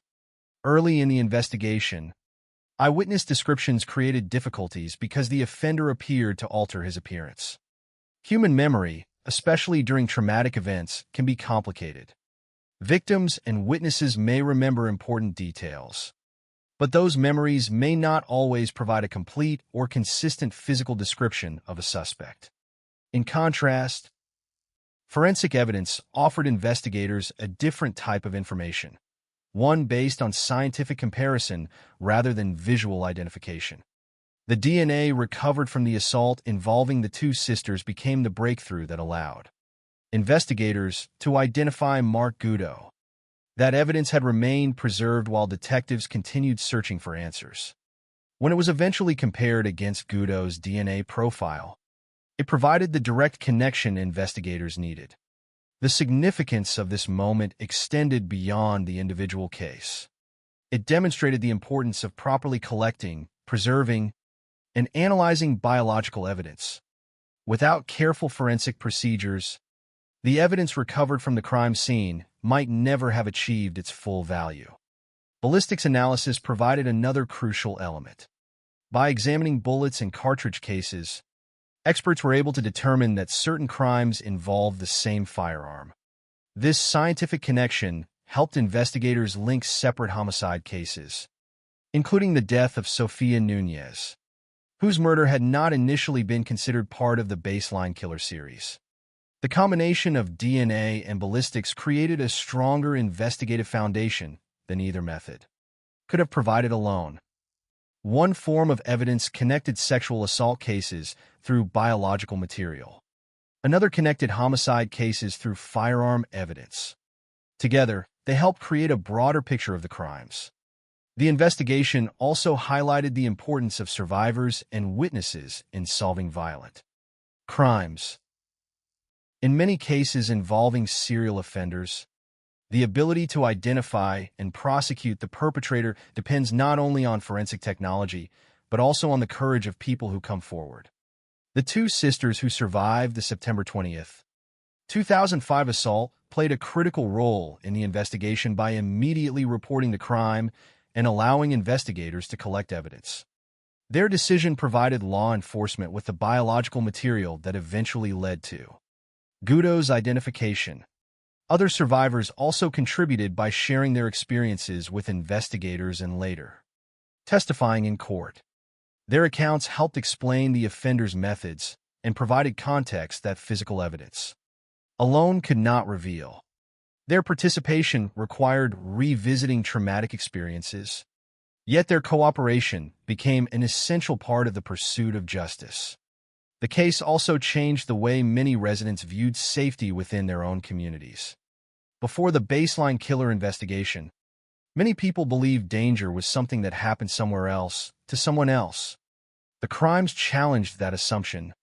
The victims were not connected by risky behavior or unusual circumstances. They were people carrying out normal daily activities. Some were walking home. Some were returning from work. Some were simply outside near their homes. The randomness of the attacks created a unique type of fear because residents struggled to identify what actions could prevent becoming a target. As a result, the community adapted. People changed routines, traveled together more often, and became more aware of their surroundings. These changes reflected the psychological impact of living through a period when an unknown offender appeared capable of striking without warning.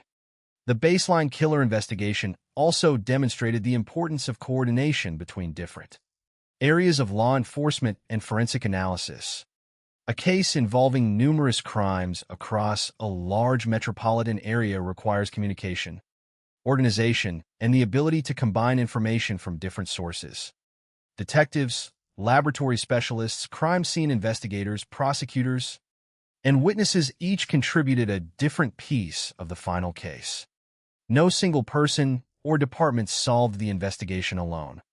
The result came from thousands of individual decisions, procedures, and actions performed over many months. At the same time, the case remains a reminder that even successful investigations cannot eliminate the pain caused by violent crime. The convictions provided accountability, but they did not restore the lives lost. Families of the 9 murder victims continued living with permanent grief. Survivors continued carrying memories of experiences that changed them forever. The community moved forward, but it could not simply forget what happened. Justice and healing are different processes. A court verdict can determine responsibility, but it cannot erase the emotional consequences of violence. The controversy surrounding the case also remains part of its history. Gudo and his defense attorneys continued to maintain that he was innocent, arguing that investigators had focused too heavily on him and challenging aspects of the forensic evidence. Although courts upheld the convictions, these arguments demonstrate the importance of careful legal review, especially in cases involving the death penalty.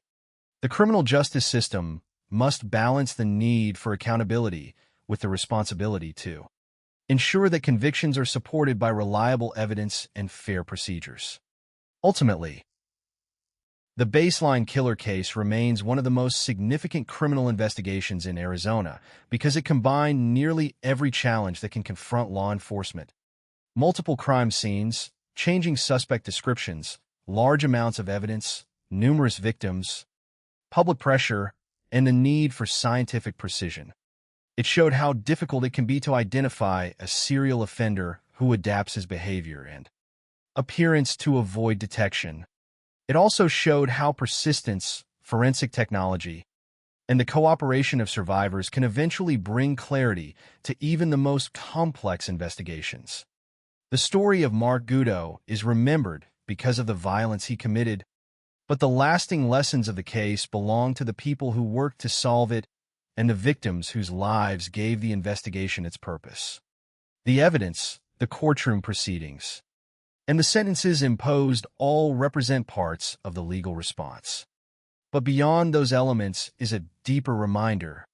Behind every criminal case are human beings whose lives are permanently changed. The legacy of the baseline killer investigation is therefore not only about an offender being identified, It is about a community that endured fear, a justice system that pursued accountability, and survivors and families who continued forward despite unimaginable circumstances. The story of Mark Goudeau and the baseline killer investigation remains one of the most significant criminal cases in Arizona's history. It was a case defined by fear, uncertainty, persistence, and ultimately the pursuit of justice through a combination of human determination and scientific evidence. Between August 2005 and June 2006, the Phoenix metropolitan area experienced a wave of violence that affected not only the direct victims and their families, but an entire community that struggled to understand who was responsible and why these crimes were happening. The investigation that followed would become an example of the complexity involved in confronting a serial offender whose methods were unpredictable, whose appearance changed repeatedly, and whose crimes crossed multiple categories of violence. Yet behind every investigation statistic, every forensic report, and every courtroom decision were people whose lives had been permanently altered. Remembering that human cost remains essential when looking back at the case. When the first crimes associated with the baseline killer occurred, investigators faced a difficult challenge. The attacks did not immediately present themselves as part of a single criminal series. Each incident appeared to stand alone. Different victims, different locations, different circumstances. Without an obvious connection, detectives had to carefully examine every possibility. They could not assume that every violent crime was committed by the same person, but they also could not ignore similarities that suggested a larger pattern. This balance between caution and urgency became one of the defining challenges of the investigation. The offender's ability to change his appearance complicated the search even further. Witnesses described different versions of the suspect. Sometimes he appeared as a construction worker. Sometimes he appeared homeless. At other times, he used disguises such as wigs or masks. These changes created uncertainty because traditional investigative methods often depend heavily on consistent physical descriptions. The case demonstrated that an offender does not need to completely disappear to create confusion. Sometimes changing small details is enough to slow identification and force investigators to search through possibilities rather than certainty. However, while appearances could change, scientific evidence remained constant. The eventual identification of Mark Goudeau demonstrated the growing importance of forensic technology in modern criminal investigations. The DNA collected from the assault involving the two sisters became the critical breakthrough that transformed the investigation. For months, that evidence represented an unanswered question. It proved that the attacker had left behind biological material, but it could not reveal who that person was until investigators had a suspect for comparison. When the DNA matched Goudeau, the investigation moved from uncertainty toward a focused prosecution. That moment represented the result of patience and careful evidence preservation. The breakthrough did not happen because of one sudden discovery. It happened because investigators had preserved evidence, followed procedures, and continued searching despite months of difficulty. Ballistics evidence also played a central role in connecting separate crimes. The ability to examine bullets and cartridge cases allowed investigators to determine that certain homicide scenes shared a connection through the same firearm. This scientific process helped expand the understanding of the case, including linking the death of Sofia Nunez to the broader baseline killer investigation. Together, DNA analysis and ballistics created a framework that connected crimes that had once appeared separate. The investigation became a demonstration of how different forms of evidence can work together to create a clearer picture of the truth. Yet forensic science alone did not solve the case. The courage of survivors and witnesses remained one of the most important elements. The women who survived attacks faced the difficult decision to report what happened and participate in an investigation that required them to revisit traumatic experiences. Their cooperation gave detectives information that could not have been obtained from physical evidence alone. They described the offender's behavior, his methods of control, and the circumstances surrounding the attacks. Their experiences helped investigators understand the person behind the crimes, while their testimony later helped prosecutors present the case in court.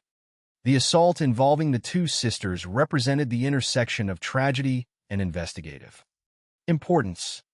Their suffering became part of the evidence that ultimately helped identify the offender. But it is important to remember that their importance was not limited to the role they played in the investigation. They were survivors of a violent crime, individuals whose lives were changed by what happened to them.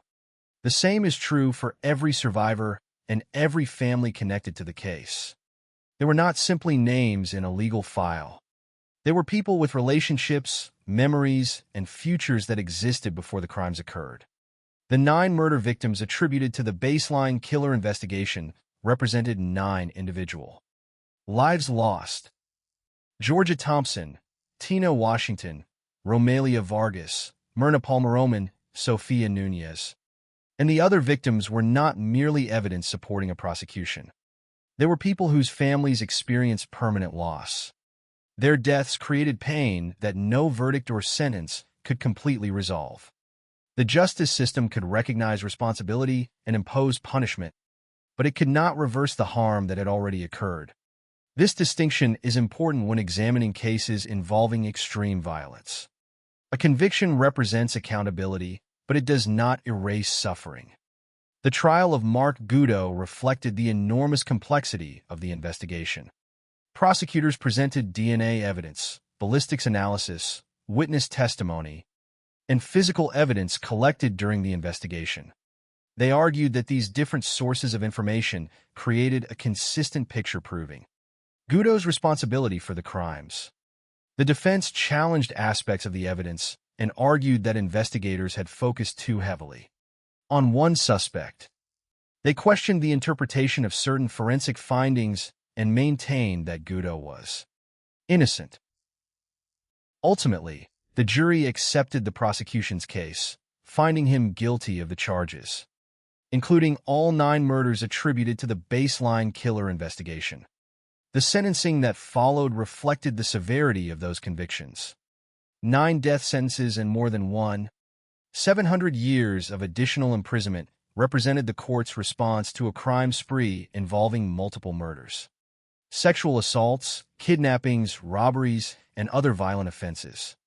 The sentence ensured that even if the death penalties were not immediately carried out due to ongoing legal procedures, Goudeau would remain imprisoned for the remainder of his life unless those sentences were changed through the legal system.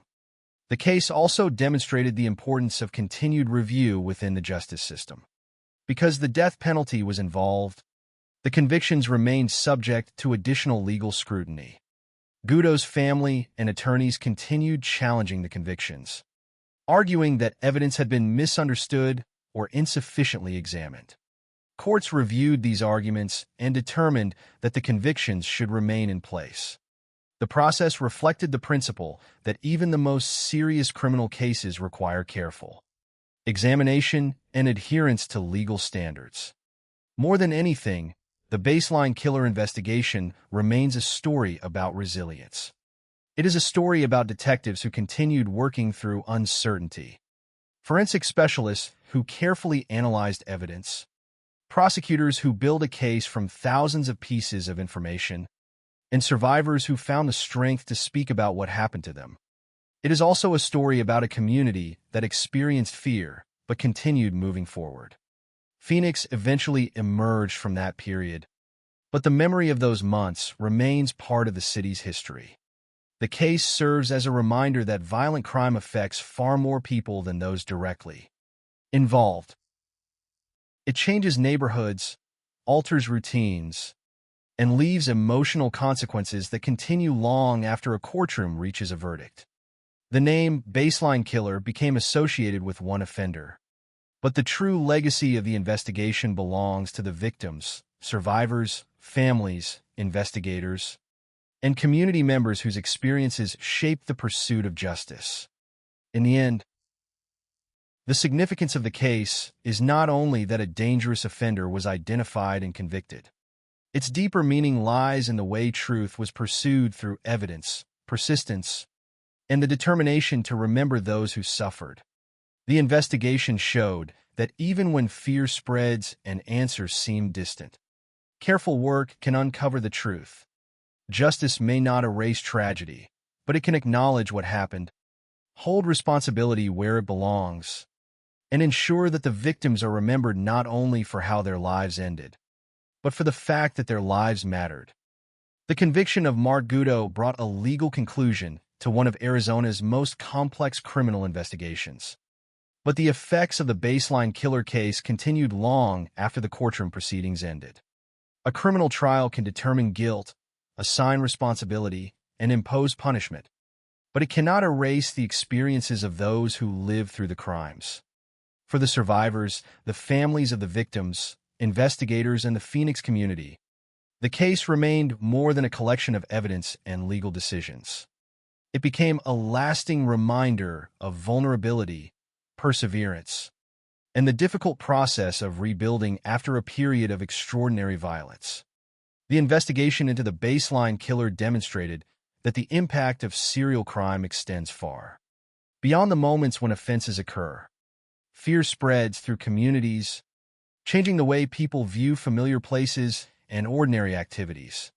During the months when the offender remained unidentified, residents of Phoenix faced a reality in which routine actions became sources of concern. Walking home alone, leaving work after dark, or simply being outside without another person nearby carried a new sense of uncertainty. The crimes committed between August 2005 and June 2006 created an atmosphere where many people questioned their own safety and the safety of those around them. When investigators announced the arrest of Mark Gutto, the city gained a sense of relief. But relief did not mean that everything immediately returned to normal. The memory of those months remained. The victims' families continued facing losses that could not be repaired by a verdict. Survivors continued living with the consequences of traumatic experiences. Communities affected by violence often discover that justice and healing happen on different timelines. A conviction may answer the question of responsibility, but emotional recovery can take much longer and may continue throughout a person's lifetime. For the families of the victims, the case represented a painful balance between seeking justice and living with permanent absence. The 9 people whose deaths were attributed to the baseline killer investigation were not simply part of a criminal timeline. They were individuals with families, friendships, and personal histories. Their identities existed before the crimes that brought them into public attention. The legal proceedings focused on evidence, charges, and sentencing. But for those closest to the victims, the case was always about people they loved and lost. The conclusion of the trial could acknowledge the crimes, but it could not restore birthdays that would never be celebrated, conversations that would never happen again, or futures that had been taken away. The survivors of the attacks also carried a significant role in the aftermath of the investigation. Their cooperation with law enforcement helped establish the evidence necessary for prosecution. However, participation in a criminal case often requires survivors to repeatedly revisit painful experiences. Interviews, legal preparation, and courtroom testimony can force victims to remember events they would rather leave behind. Their decision to participate reflects not only a desire for justice, but also a willingness to endure difficult processes so that the truth could be established.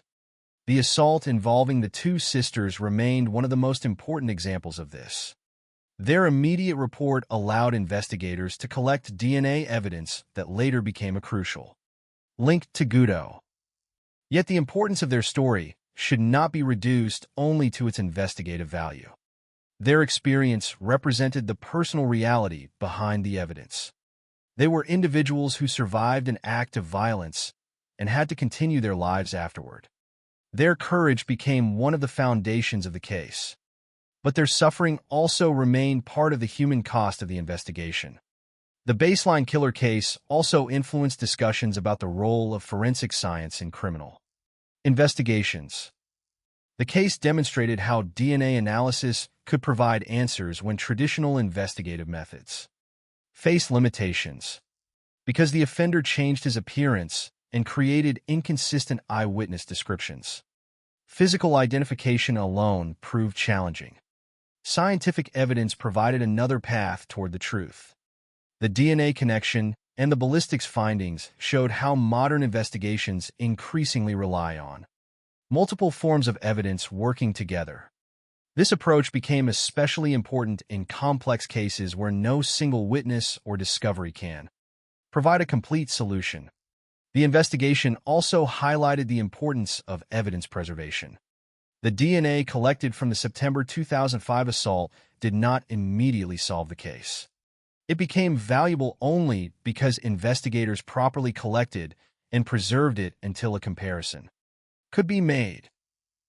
This process reflected an important principle of criminal investigation. Evidence may not reveal its significance immediately. Something collected at one moment can become the key to solving a case months or even years later, when additional information becomes available. The baseline killer investigation also demonstrated the importance of cooperation among different areas of law enforcement and criminal justice. A case involving numerous crimes across a large metropolitan region requires coordination between detectives, forensic specialists, prosecutors, and courts. Each group contributes a different part of the overall process. Investigators gather information. Laboratories analyze evidence. Prosecutors organize the case for trial. Courts evaluate whether the evidence meets legal standards. The final outcome depends on the combined effort of many individuals working toward a common goal. Another lasting aspect of the case was the public conversation surrounding serial offenders and community safety. The baseline killer investigation occurred during a period when Phoenix was also dealing with another series of violent crimes known as the serial shooters. The presence of two separate crime series created an unusual and intense atmosphere of fear. Residents were not only concerned about one unknown offender, but were living through multiple investigations occurring at the same time. This environment increased public pressure on law enforcement and contributed to the widespread anxiety experienced throughout the city. However, the conclusion of the investigation also demonstrated the importance of avoiding assumptions before evidence is complete. Early in complex investigations, public speculation can create confusion and potentially harm innocent individuals. Detectives must work carefully, separating facts from rumors and evidence from fear. The baseline killer case ultimately reached a conclusion because investigators relied on verified information rather than public pressure alone. The controversy surrounding the case after conviction also reflected the continuing importance of legal safeguards. Mark Gutto and his defense attorneys maintained that he was innocent and challenged aspects of the evidence. They argued that investigators had concentrated too heavily on him and questioned parts of the forensic interpretation. Although courts upheld the convictions, the existence of these challenges demonstrated a fundamental aspect of the justice system. Serious accusations require serious proof. The same system that seeks to punish offenders must also ensure that legal procedures are followed, and evidence is carefully examined. Today, Mark Gutto remains incarcerated in Arizona while awaiting execution under the state's legal process. The case remains significant because of the scale of the crimes, the number of victims, and the extensive investigation required to reach a conviction.